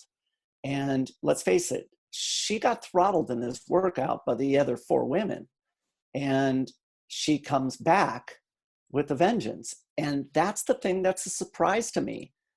Haley is a competitor. She's not going to sit there and you know, have a pity party. She is going to move forward, and that to me is what's impressive. Yeah, Haley's a beast. She has a extremely bright future when it comes to this stuff, being 19 years old. So yeah, I mean, at 19, how do you not have a pity party, right? Like, how do you not? But she doesn't. Somehow, she's got it. Yeah, and I was going to say, Chris, you know, look at that level, and she's been to enough high-level CrossFit competitions to where if she wouldn't have either had that already or developed it to another level, she wouldn't be there anymore, because it takes a lot of time and effort and energy to have those pity parties. So you better shake it off within a couple seconds and move on, or you're not going to be at that high level. And especially with a CrossFit competition where you're doing these, you know, aggressive workouts, a number of aggressive workouts over the course of 3 days, you don't have that time and energy to expend. But I think that's the question for like a Haley moving forward is, you know, she does move forward, but is she reflecting afterwards? Right. Is she, I mean, part of it is, I mean, as coaches, we all say this, you know, the 3 of us, is that we program workouts so that we can discover things, we can discover opportunities, we can better define directions and where we need to go and target various stimuluses. Part of it is that if an athlete just says, you know what, I'm moving forward, and they're not reflective, they're not thinking about it, that's a problem. And I wonder moving forward, you know, where that goes with her, because part of it is there needs to be an assessment of where her strengths and weaknesses are, and what is her plan moving forward. Where's the balance? And I think that will be key, because some athletes, you know, what they do is they just go, okay, I'm moving forward and I'm done. Well, that's not fixing the problem. Right. No, you're absolutely right, Chris. And I think the difference is, you know, pushing it to the side and moving forward in the moment to get through the competition. But you're absolutely right. If there's no reflection after the competition is over, to be honest with you, as an athlete, as a high level athlete, I think you're done. Yep, It I didn't agree. take me 1 minute after any competition I ever went to, even if I did well, even if I made all 6 lifts, PRs, I was absolutely already reflecting on what I did, what I could have done better, and what I was going to Yep. do in my training moving forward. And I think, I'm with you. I hope Haley has that, and I think that she does. I mean, she Yeah. has made some big improvements in her strength numbers, as you mentioned. And so I think that's absolutely what she's done in the past, and we all, at the very end, she was very upset, over there in Yep. tears. And the commentators were saying, look, if you didn't win and you're not upset, then you're probably not going to be here again. Right. Right. All right, you guys want to keep going? Next event, Yeah. bike repeater, 10 rounds, 440-meter bike sprint into one legless rope climb of 15 feet. Chris, bike event. What did you think of this one? I'm going to Kind of try an not odd to one, get, huh? I'm going to try not to get negative, but this was just boy, what a dud. I don't understand it. I don't understand any part of it. Really, like, this is what we came up with? We're riding on grass when we have the whole ranch available to us. Right. I don't understand. They get hybrid bikes. I mean, they're Trek bikes. I mean, there's no reason why they couldn't have gotten mountain bikes. I just don't understand. I felt that this was just more filler. Yeah, there It's was no real almost separator like, here, right? yeah, it just didn't make a whole lot of, I don't know. So I'm going to leave it at that. I'm just not even talk about it, because what a dud. Well, I think in the end, the best part of this one, whether it was a good workout or not, was obviously that going into that last round where Matt got past there briefly, and he had to really kind of get after it there in the end to make sure that he pulled out the win. And it was just another opportunity for us all to watch Matt do his thing, and the toughness that he has and the competitiveness that he has to be able to pull out that win. Yeah, I mean, the gears that that he is has, a he has good point. endless gears, right? But that's the thing, is that he's really, really good. I mean, this event was about transitions, and he's really good Yeah. at getting on and off of the bike and those transitions. I mean, it's something that, we worked on a lot. Same thing, like, Katrin is really good at that as well. But what I think you're right. I think that what everyone should notice about Matt is that even when he's got it all sewn up and he knows he's going to win the CrossFit Games, that doesn't matter to him. Yeah. Matt is a competitor, and he loves to compete, and it doesn't matter what it is. He wants to win. And that's what we saw. First is first to Matt, and that's it. Yeah. I like what he said. He was talking about he and Tia training, and, they basically already have I don't know at this point, but well, pretty much they already had it locked up. And, he was saying, well, if I don't go out here and see what I'm capable of, then all the training that I did is kind of a waste. This is my opportunity to see what I'm physically capable of, is basically what he was saying. And he sustained that, the whole way through. And that's why he and Tia are such champs. But I wanted to ask specifically, Chris, they talked about they had to decide how they were going to work the gears. Do you think any of them were changing gears at all? I just wondered that specific detail with them, because for me, I mean, obviously I would have been done after the first round, but I'm just thinking, would I have wasted time trying to switch gears, or would I have just found one that I could sustain and push through the whole time? You would more than likely stay in one gear. Now, I don't know what their gear ratios are. So one of the things that, as professional cyclists, we are able to change the number of teeth that are on the various cogs on the back of the bike. And so the difference from one gear to the next is not that great. And that's important for flat events such as this. If I was doing this event, I would actually have it in a higher gear, which at the start, meaning a more difficult gear, more resistance at the start. And then once I got the bike up to momentum, it would become easier to spin at a more traditional RPM rate of, like, let's say, 90 RPMs. Now, The problem would be is at the start, which we didn't see, at every start of every acceleration, if you're in a more challenging gear with more resistance, then staying seated on the bike is the wrong way to go.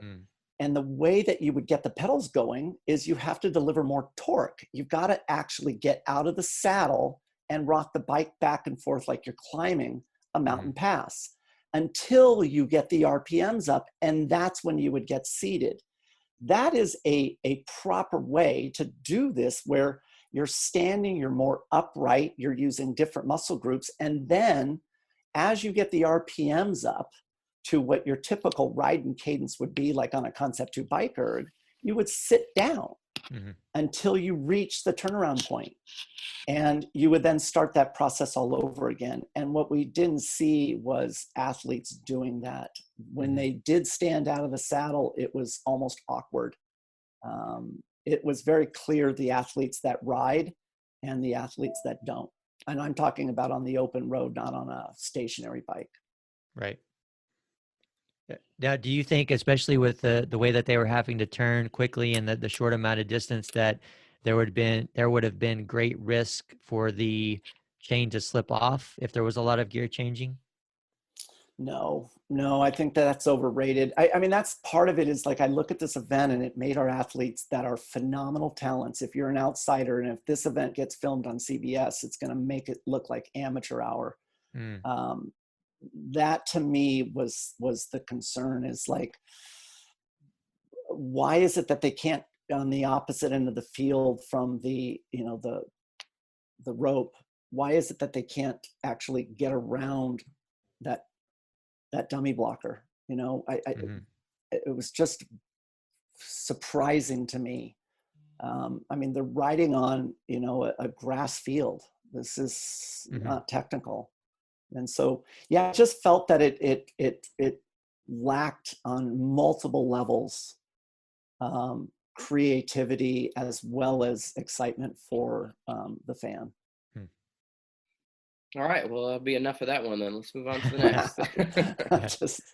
Yeah, but I was just going to say that is a good point about, if this is shown on CBS, for example, and all the people that bike on a regular basis, what are they going to think about it? Again, if I go back to the snatch ladder as an Olympic lifter, I'm impressed, and I think that's what we want with CrossFit, is for every discipline to be impressed with what they see. That's what it should be. At the games, if you are just a recreational athlete and you look at just one event, you should be impressed. You should be sitting there and boy, please, CBS, do not show the toes to bar lunge workout or the bike repeater workout. All right, so next one, Happy Star. 4 rounds of between 200 and 300 meter hill run, all in different kind of directions, into an increasing ladder of burpees and thrusters, 5, 7, 9, 11 for both of those.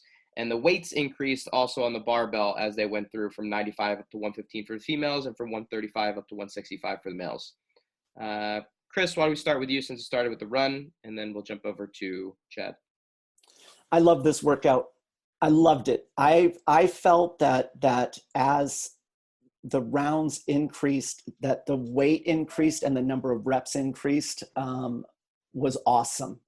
It presented so much difficulty for an athlete to just wrap their head around it. This workout had no safety area. Like, where were you going to find a break? You weren't. And, one of the things that we talk about a lot is, in workouts that have combinations of lifts with running, we can manipulate our foot strike based upon the lift that we do. And so if this run was on flat ground, then one of the things that I would do is encourage more of a heel strike. I would want to have more posterior chain activated on the run, so that when I got to the thruster, I could have more quad availability for that movement. Well, the problem is that when you run uphill, you're going to naturally midfoot strike because you're making contact with the ground much sooner because of the incline. So you're going to activate quads no matter what. On the downhill, what we talked about is terms of that fatigue. that fatigue is going to be dramatically different on the downhill as well, which is going to make these thrusters agonizing. I loved it.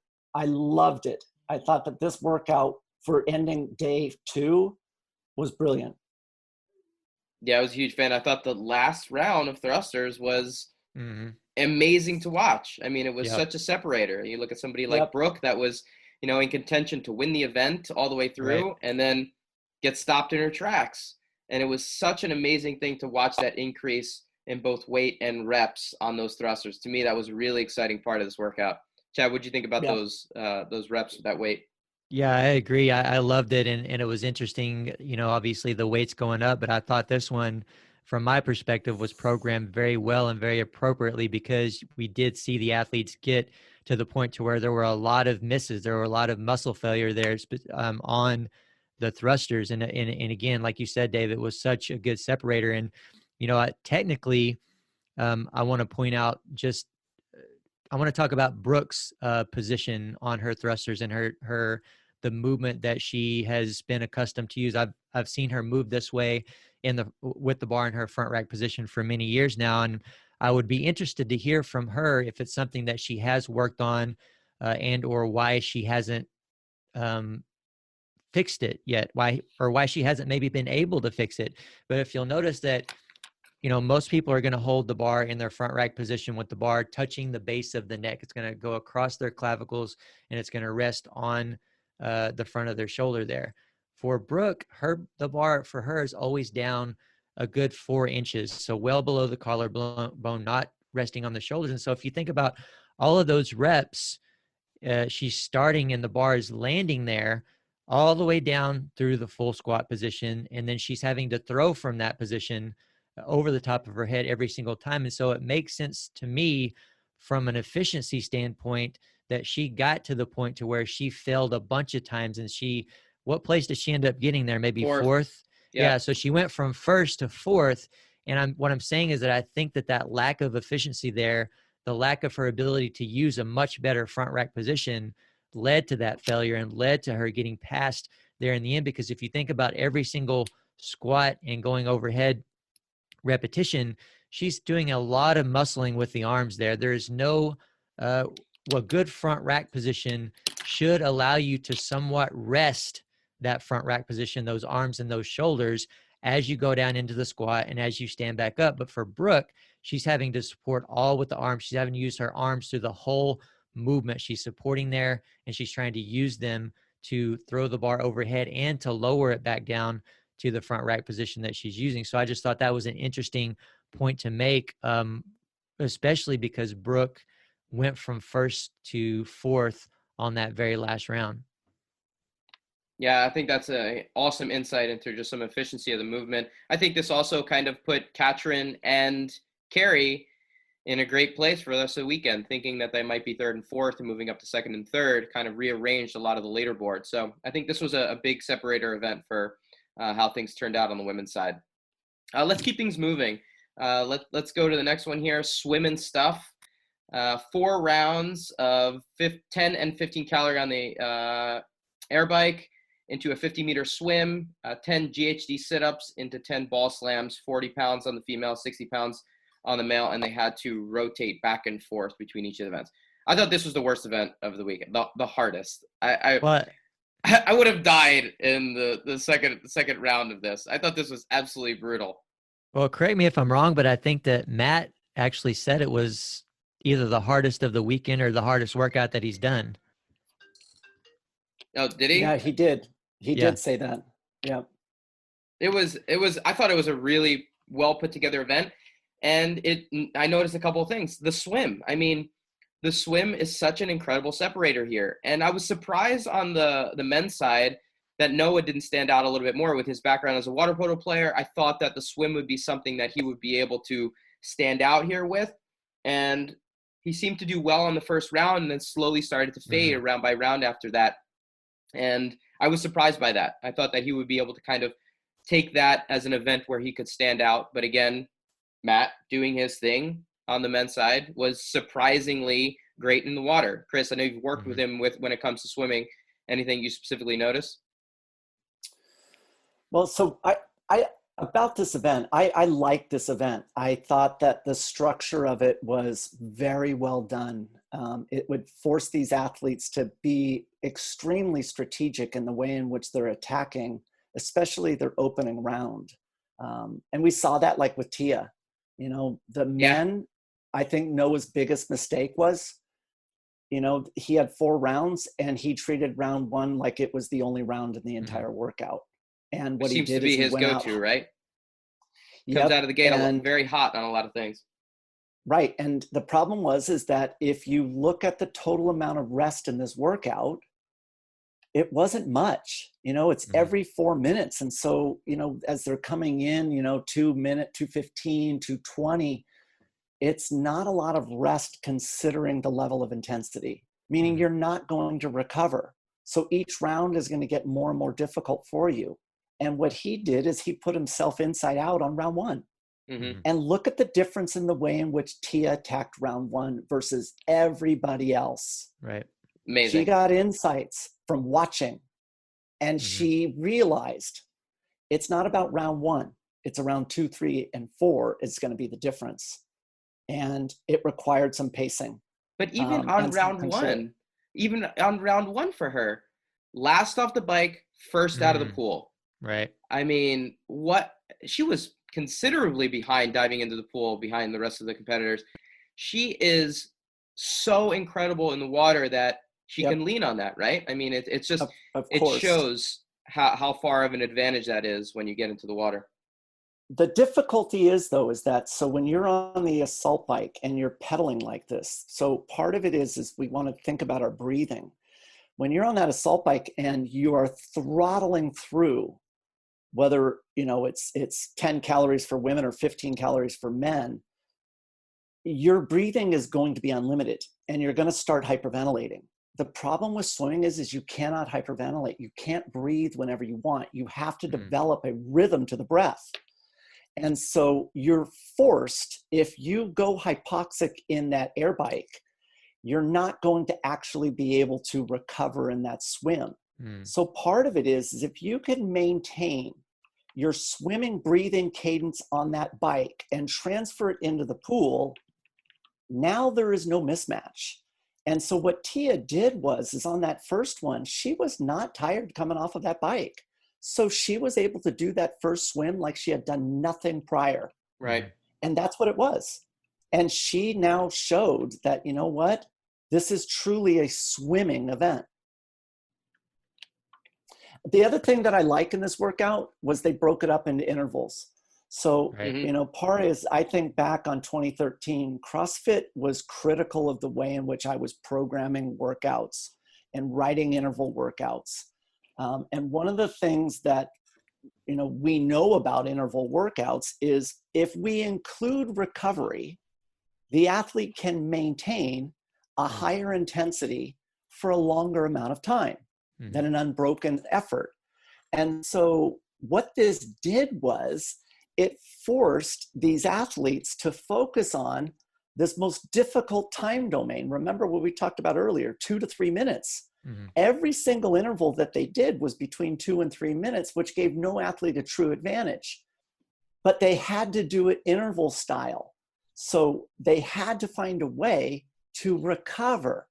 So part of what I was looking at was at the end of every single one of the intervals, what was the recovery strategy?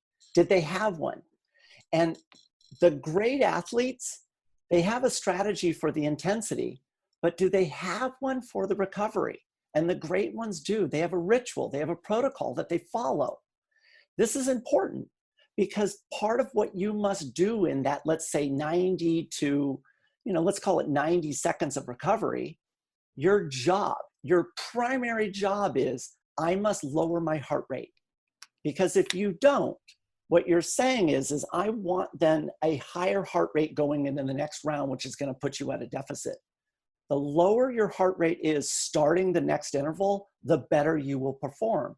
So this workout, it also tested athletes' ability to recover. And the Mhm. ones that were able to clear fatigue the fastest were in a better position starting the next workout.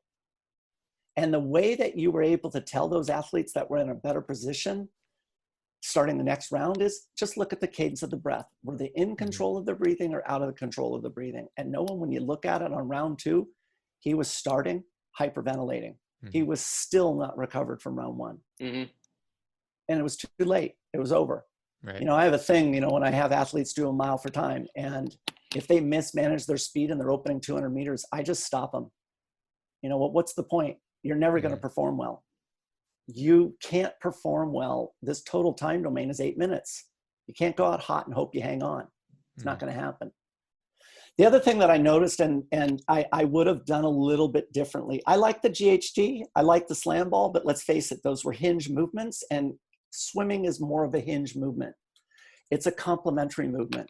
It's not something that's going to give any coordination issue. The GHT is going to make people nauseous, right? These hinging, the ball slam, it's going to make you nauseous.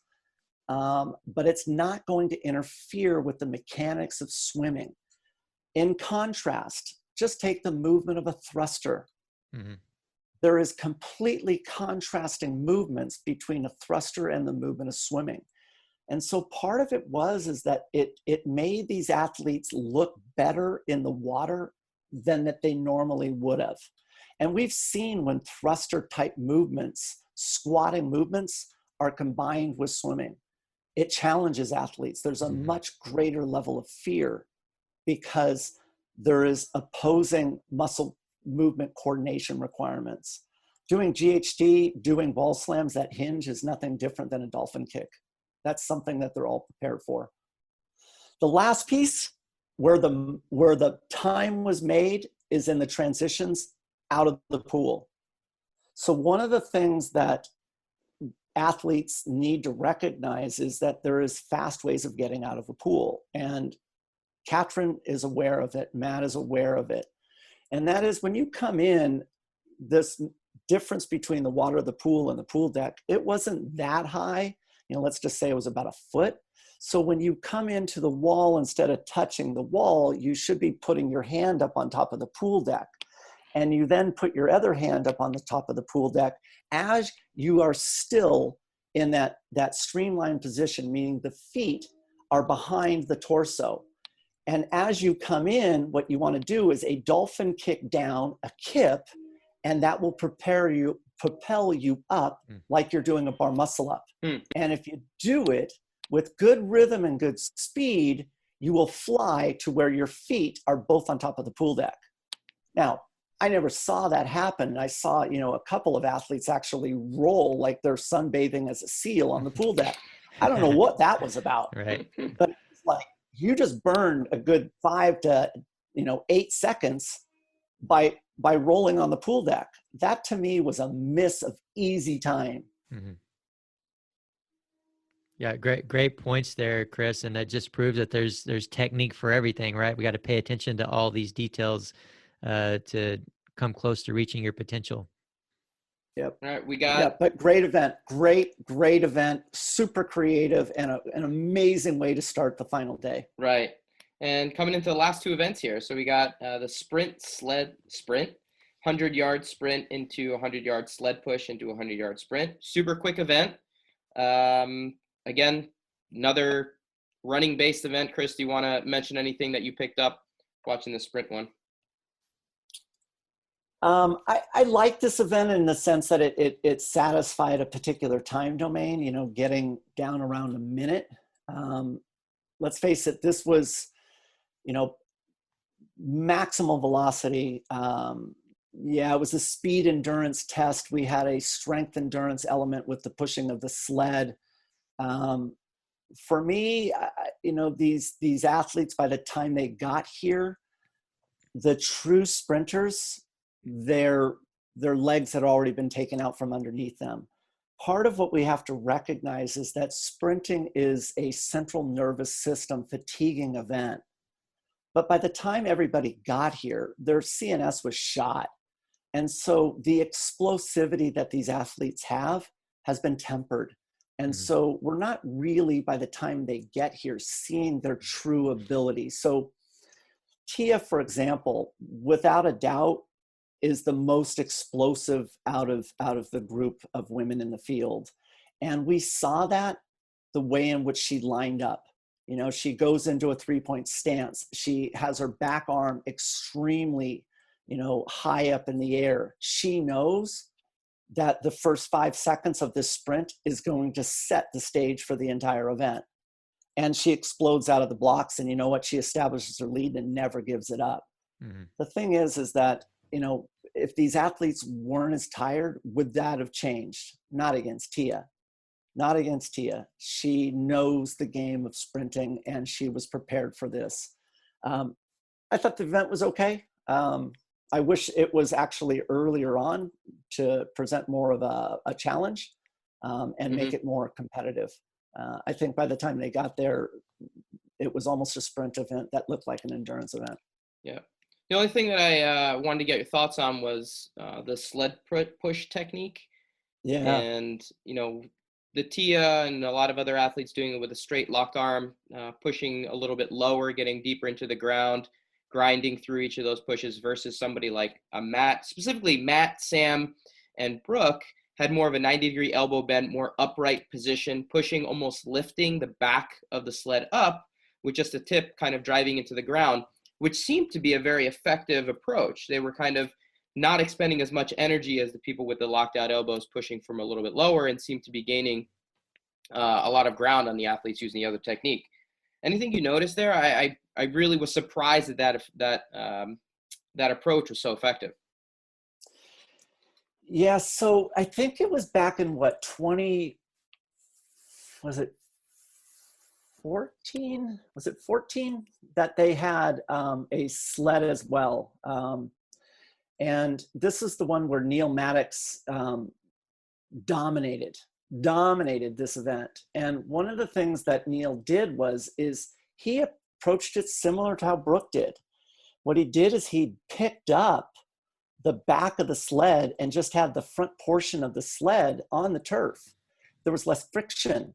Mm-hmm. And Dave Castro came up to him afterwards and told him that, you know, that was illegal, and you carrying the sled, you can't lift and carry it. And Neil's like, what are you talking about? I can't carry the sled. I'm literally pushing it on the tip of the sled. Mm-hmm. And so it was interesting that we haven't seen that in a long time. And all of a sudden Brooke brings that back. Mm-hmm. And it was a dramatic shift. Mm-hmm. And so that's interesting, right? That is that a technique that is actually a competitive advantage. Yeah, and what I really liked about that too was at the end, the commentator asked Tia about that approach and said, "Hey, did you notice Brooke's approach?" And she said something that resonates really well with me. She said, recognizing it as one thing, applying it and thinking that it's going to work out in the same way to you as an athlete are two different things. Like that approach wouldn't work for me. It works for a taller athlete. It works for someone that can get a little bit of a better leverage point, being more upright. For me, the technique that I use worked best for me. So she's aware of it. She just knows that the technique that she's using is better for her body type, the way she approaches it. And so again, that's an athlete that is aware at a very high level and uses an approach that's appropriate for what's going to maximize her ability through that event. So I thought that was an incredible comment by Tia, being completely aware of what's happening to her left and still being able to say, yes, I see that she's doing quite well with it, but always ask more questions. Don't just do something because another athlete's doing it and think it's going to have the same effect on you. Yep. Right. All right. Why don't we jump to last event? Last event, Castro announcing that it's the single hardest event in CrossFit Games history. Atalanta, 1 mile run, 100 handstand push-ups. They were kipping. 200 squat pistols, and then 300 pull-ups into another mile run. I actually did this yesterday to get a little taste of what the athletes went through. What a stud. They did it with a weight vest. I did not use the weight vest, but I did strict handstand push-ups instead of kipping. Fair enough. To add a little spiciness to my experience with it. And I will say that I didn't think this was the hardest event ever. It was very challenging, but there are so many reps that the mile run becomes almost a non-factor. It becomes less of a factor than I think maybe intended. Yep, The pull-ups, I agree. the pull-ups to me are the event. It's a pull-up event. The handstand push-ups are fairly manageable. You can break them up into chunks. The pistols are what they are. 200, I think, is challenging, but everyone's going to be moving around the same pace. The pull-ups are where this event is made and decided. And I think we saw that a lot from the athletes too, breaking them up into singles and doubles and triples by the end, not having a clear strategy. Athletes starting with 10 to 15 reps in chunks that were just enormous, which I think were way too big, and then having to go down to singles and doubles by the end. I broke everything up into fives, and that was a fairly manageable way to do it. And my hands were shredded. My hands were absolutely shredded in the same way that, Haley's and Brooks looked at the end. But I found this to be, in my wheelhouse in terms of body weight types of movements, but curious what you guys thought about this one. Yeah, it was fun to watch. I mean, when I first saw what the workout was, I was just thinking, seriously, am I really going to sit here and watch this whole thing? And I think I've thought that way about a number of CrossFit workouts, CrossFit Games workouts, and I think a lot of other people do too. But the same thing I've found in the past is that I was just glued to the screen, and I didn't fast forward or stop watching it at all for whatever reason. I guess it's just our love for CrossFit, but it was interesting to watch, and it's always interesting to see how different athletes split things apart and how they pace, and seeing their game plan either unfold or kind of fall to the side. And it was certainly the biggest thing for me. It was a pleasure to watch Carrie Pierce, attack it the way that she did, and knowing that her only chance to get on the podium was to do exactly what she did. And it speaks volumes to her character and her toughness and everything else. And the last part of when she came out of the 300 pull-ups and Katrin was right behind her, I love that she just took off. She didn't hesitate. She didn't try to catch her breath. And that's exactly what she needed to do. And that was really fun to watch. I think that was the performance of the games. I agree. Carrie Pierce did. I mean, I agree. because she came off the prior two events. I mean, and part of it is looking at those prior two events and how did Carrie Pierce do? The sled sprint, she got fifth. She got last. The swim, she got last. Right. So she's got a last, and she knows that she's got to perform. Unfortunately, she's probably one of the weaker distance runners of the group of five.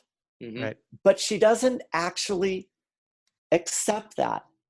She goes out with Haley Adams, who without a doubt has one of the more beautiful running strides that you could ever watch. And it's very clear that Haley, with a 14-pound vest, it's like nothing to her. Her technique, beautiful. But there's Carrie Pierce attacking with her because she has to. That's the thing that's always a surprise to me, is that athletes that do what everybody else does, all of a sudden they're surprised that they finish up always where they did in the past. If you want to win, if you are Carrie Pierce and you want to get on the podium, you've got to do something extraordinary. You have to take a risk. And, we saw that with like Brooke Wells, in the workout at the end of the day, that happy star where, she struggled with those thrusters. She attacked in the beginning because she had to make a move. It just didn't work for her. But Carrie Pierce was at a huge risk in going out like this because, let's face it, how do you not benchmark your performance against what Katrin did in the out and back run event? You have to respect her. And she doesn't. She leaves Katrin and goes with Haley. That, to me, the amount of courage it takes in an event like this, after all the things that have been done before, was so gutsy. I really admire it. And yeah, it really had me like, she's going to blow up. Like, when's she going to blow? When's it going to happen? It's going to happen. And it didn't. Yeah, that last mile run was incredible to me. I was so impressed with her coming off the bar and running at the pace that she did. She was running for her life. It was incredible to watch. And if you watch the guys, you know, the girls crushed the guys in this event. Right. But if you watch Noah get off the bar and the pace that he was running at, or if you watch Jeff, the pace that he was walking at some portions of that last mile. Carrie was running almost as fast as she did on the first mile. It was amazing to see her ability to sustain. That was pure willpower. That was pure, I am not letting this event beat me. I'm getting on this podium. And she earned that third place spot. I was, just as you guys, I thought it was the performance of the competition for an athlete that needed to put something together to finally get on that podium and make that leap, and Carrie did it. It was really, really amazing to watch. I mean, it really was. So I was so captivated by her. Her last half mile was a 4:08. So she, in the last half mile, she went an 8:16 mile pace. Wow. And to put it in context, her opening half mile was 3 minutes and roughly 50 seconds. So everybody's like looking at her opening half mile of like, wow, the courage, like she's taken it out, but she brought it home. Yeah. And so it's like, it was so incredible that we kept waiting. I did, for the wheels to fall off, and they just didn't. She brought it. And, you know, it's not just, that's part of it, is that these things are obviously, she recognized, and one of the things that Carrie referenced was she's been working on her running. All year she's been working on it, and it's not something that she enjoys. But let's face it, if you're not paying attention to your running and you want to go to the CrossFit Games, you're going to always sit in that pool of mediocrity. You've got to actually step up. But she's doing more than just run. So remember, part of it is that where was she getting this energy from? You know, this is a long event. Somehow, some way, she got the fuel to maintain that intensity from front to back. And that, her nutrition, whoever is doing that, is spot on. Yeah. Because when she finished, she wasn't glazed over. She was attentive. She was alert. Hear what you said? Hear what you said? That's a... No, I really like this. I really, she's sitting down. She just crossed the finish. She's like, I really like that event. Yeah, right. Yeah, that was. I really like that event. Which is incredible, right? So it says something, not about just her fitness, but it's about her nutrition, that she came into that event nutritionally better than competitors. And that's an athlete that now is working on things in parallel. And that's important, that you can't just hope that you have enough energy to survive to the very end. You've got to be prepared, and you have to have all of these procedures in place. It's the same thing that we talked about at the end of events. What is your post-workout recovery protocol? What is it? And I'm not talking just about physical protocol, but what is your nutrition protocol? And she clearly has it dialed in. I'm impressed by her. It elevated her without a doubt in my book. I was so blown away at the courage and the preparation that she put in, especially knowing that she got last in the 2 events prior to this. To be able to move forward. Awesome. Yep, absolutely. And what about that last little hill? That looked shitty. That last little hill they had to go up at the very end. That looked terrible. Could you imagine if it came down to a sprint and you had to sprint that? Oh my god. Yeah, I mean, yeah.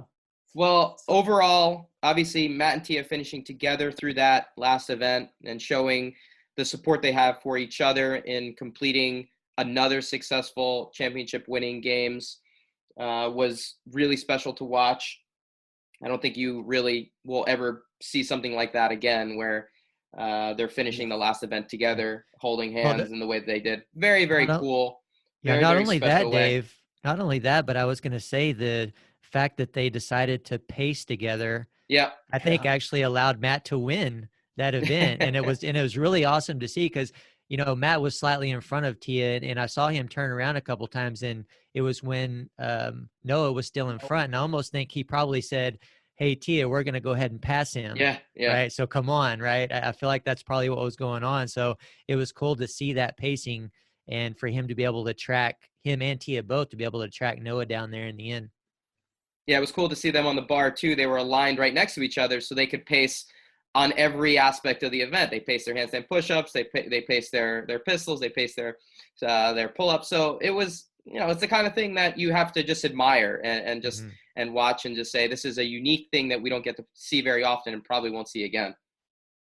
But I mean, Dave, being on gymnastic teams, to have a teammate side by side with you is a huge advantage for Fraser. I mean, without a doubt, that event was the easiest intensity for Fraser. And I think it was because Tia was the one that he was elevating in that workout. Right. And it made the effort for Matt, because he had someone that he had to kind of bring along, almost effortless. I mean, the fact that Matt won that with zero intensity is mind-boggling.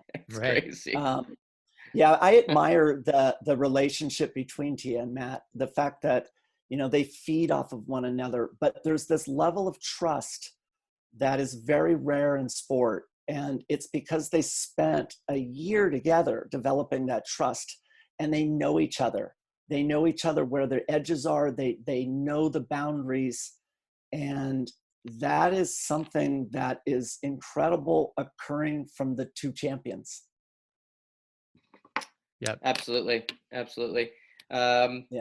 Very, very special way to finish out the weekend.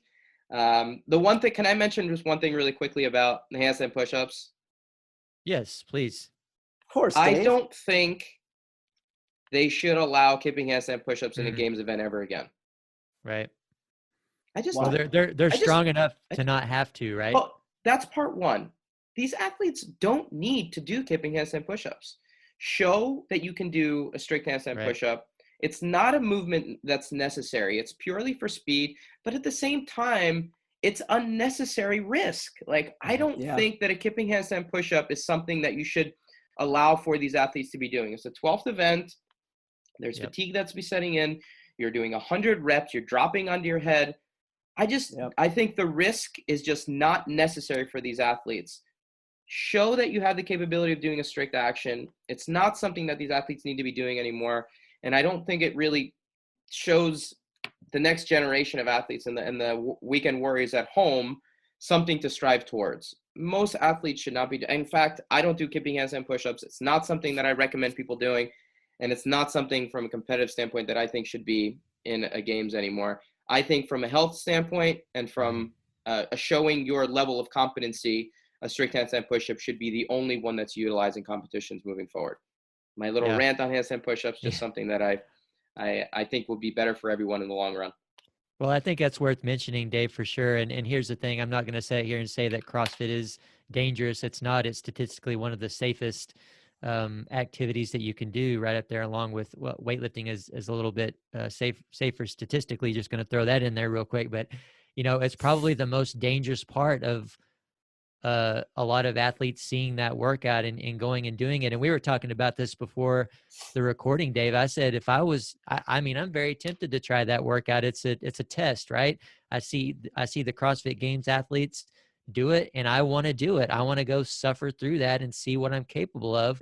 But to be honest with you, with that many handstand push-ups, pistols, and especially the pull-ups, I got to ask myself realistically, am I really at this point with the amount of working out that I'm doing and training, which is not an extreme amount, am I really ready to do 300 pull-ups? Or do I need to maybe work into that a little bit? And, Chris, I don't run either, right? So the running is going to give me trouble too, but I think it's worth people looking at that workout and being inspired by it. Yes. But maybe thinking about, if you're going to try it, maybe modify it appropriately, or maybe work into it over time are you really ready to do that workout is the question that you need to ask yourself. I agree with you, Chad. I agree with you 100%, especially after having done it. I haven't done a ton of pulling. Being in quarantine, I didn't have a pull-up bar. So, my pulling strength is not quite what it normally is. And, I'm sore today for sure. But this is in my wheelhouse. This is something that I'm kind of naturally built for in terms of body weight movement. So I'm okay with these movement patterns and I'm used to doing these things. But I completely agree with you. This is not the kind of workout that you just jump into and think that you're going to be able to come out of it on the other side nice and clean slate. Be smart about this. If you actually do try this workout, you should prepare for it. It should not be something that you try this week or in the next couple of weeks. You need to prepare for it. I like, For Dave, sure. that when you did it, you didn't wear a vest. I think that that's also one of the problems that non-games athletes need to understand is that when you wear a vest, your stride mechanics 100% change. Mm-hmm. And if you have not been training by wearing a vest and you try now and do 2 miles of running with it, you're creating a lot of damage in your joints because you're just not used to it. You got to remember that running without a ruck is completely different than running with a ruck. Their stride mechanics, stride lengths, completely different. And I think that, you know, looking at this workout, and the first thing that I would do is on that run, if you don't run in it, eliminate the vest. It's not worth the risk that you're taking. Completely agree. It's bad enough as it is. For sure. That's for sure. Yeah. I mean, yeah, without a doubt, it's a tough workout. Was it the toughest one at the CrossFit Games? No. I don't think so. But the combination that these athletes went through in 3 days, between moving around with sites, between COVID, not having all of the accoutrements that they normally have in place, without a doubt, the combination of all of these things created way more stress on these athletes than it has ever been created before. It was a brutal, brutal test. I'm blown away at the condition of the athletes at the end. I'm surprised that they weren't more destroyed.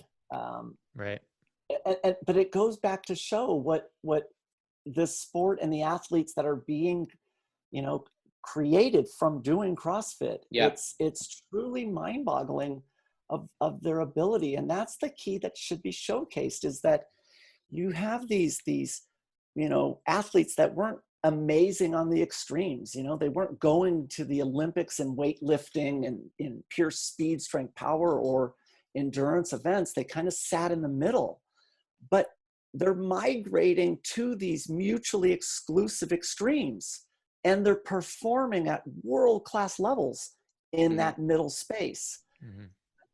That's what needs to be showcased. That's the key, is it's creating a level of fitness that's never been seen before. And after all of that work, these athletes, without a doubt, could have done more. Easily. And that's what I saw. Yeah, and they would have if they were asked to, which is the crazy part. And, you know, from my perspective, I just have to say that hats off to CrossFit for really making this happen. I think they really did a good job. And I was telling Dave before the recording as well, I think this was much needed from everyone in the CrossFit community to be able to see this put together and be, you know, executed in spite of everything that we've gone through this year. And like I said, I think CrossFit did an incredible job with the situation. And I think not only overcoming it, but excelling and giving us something, all something to be inspired and motivated by, like we always have been, by watching the CrossFit Games. And I think it was a really, really great weekend and a great thing. But I think this is a great way to kind of end this on, guys. I think we've been on here for over 2 hours and I loved every minute of it. Chris, do you have any other closing remarks before we get off here? I don't. I want to thank you guys. I admire your insights. You know, part of it is that, and we all talk about this all the time, and that is that we learn from each other. You know, we recognize that you know, we carve out a space of our expertise, but I'm always interested in learning and seeing your perspective. And I think this was insightful for me. And I think we need to do this live next time. Yeah, absolutely. Agreed. For sure. Absolutely. Another great learning opportunity for me as well, guys. I appreciate the both of you. And Look forward to continue working with you and having more conversations like this in the future. And to our listeners out there, guys, we hope you enjoyed this recording as much as I did, as much as I think we all did. But don't forget to head over to powermonkeyfitness.com for services and upcoming events. Also, stay on top of our Instagram pages for regular teaching and technical content at Power Monkey Fitness, at Dave Durante, and at Ollie Chad. And on behalf of Power Monkey Fitness, we're your host. I'm Chad Vaughn with Dave Durante. Until next time, guys, thank you all for listening.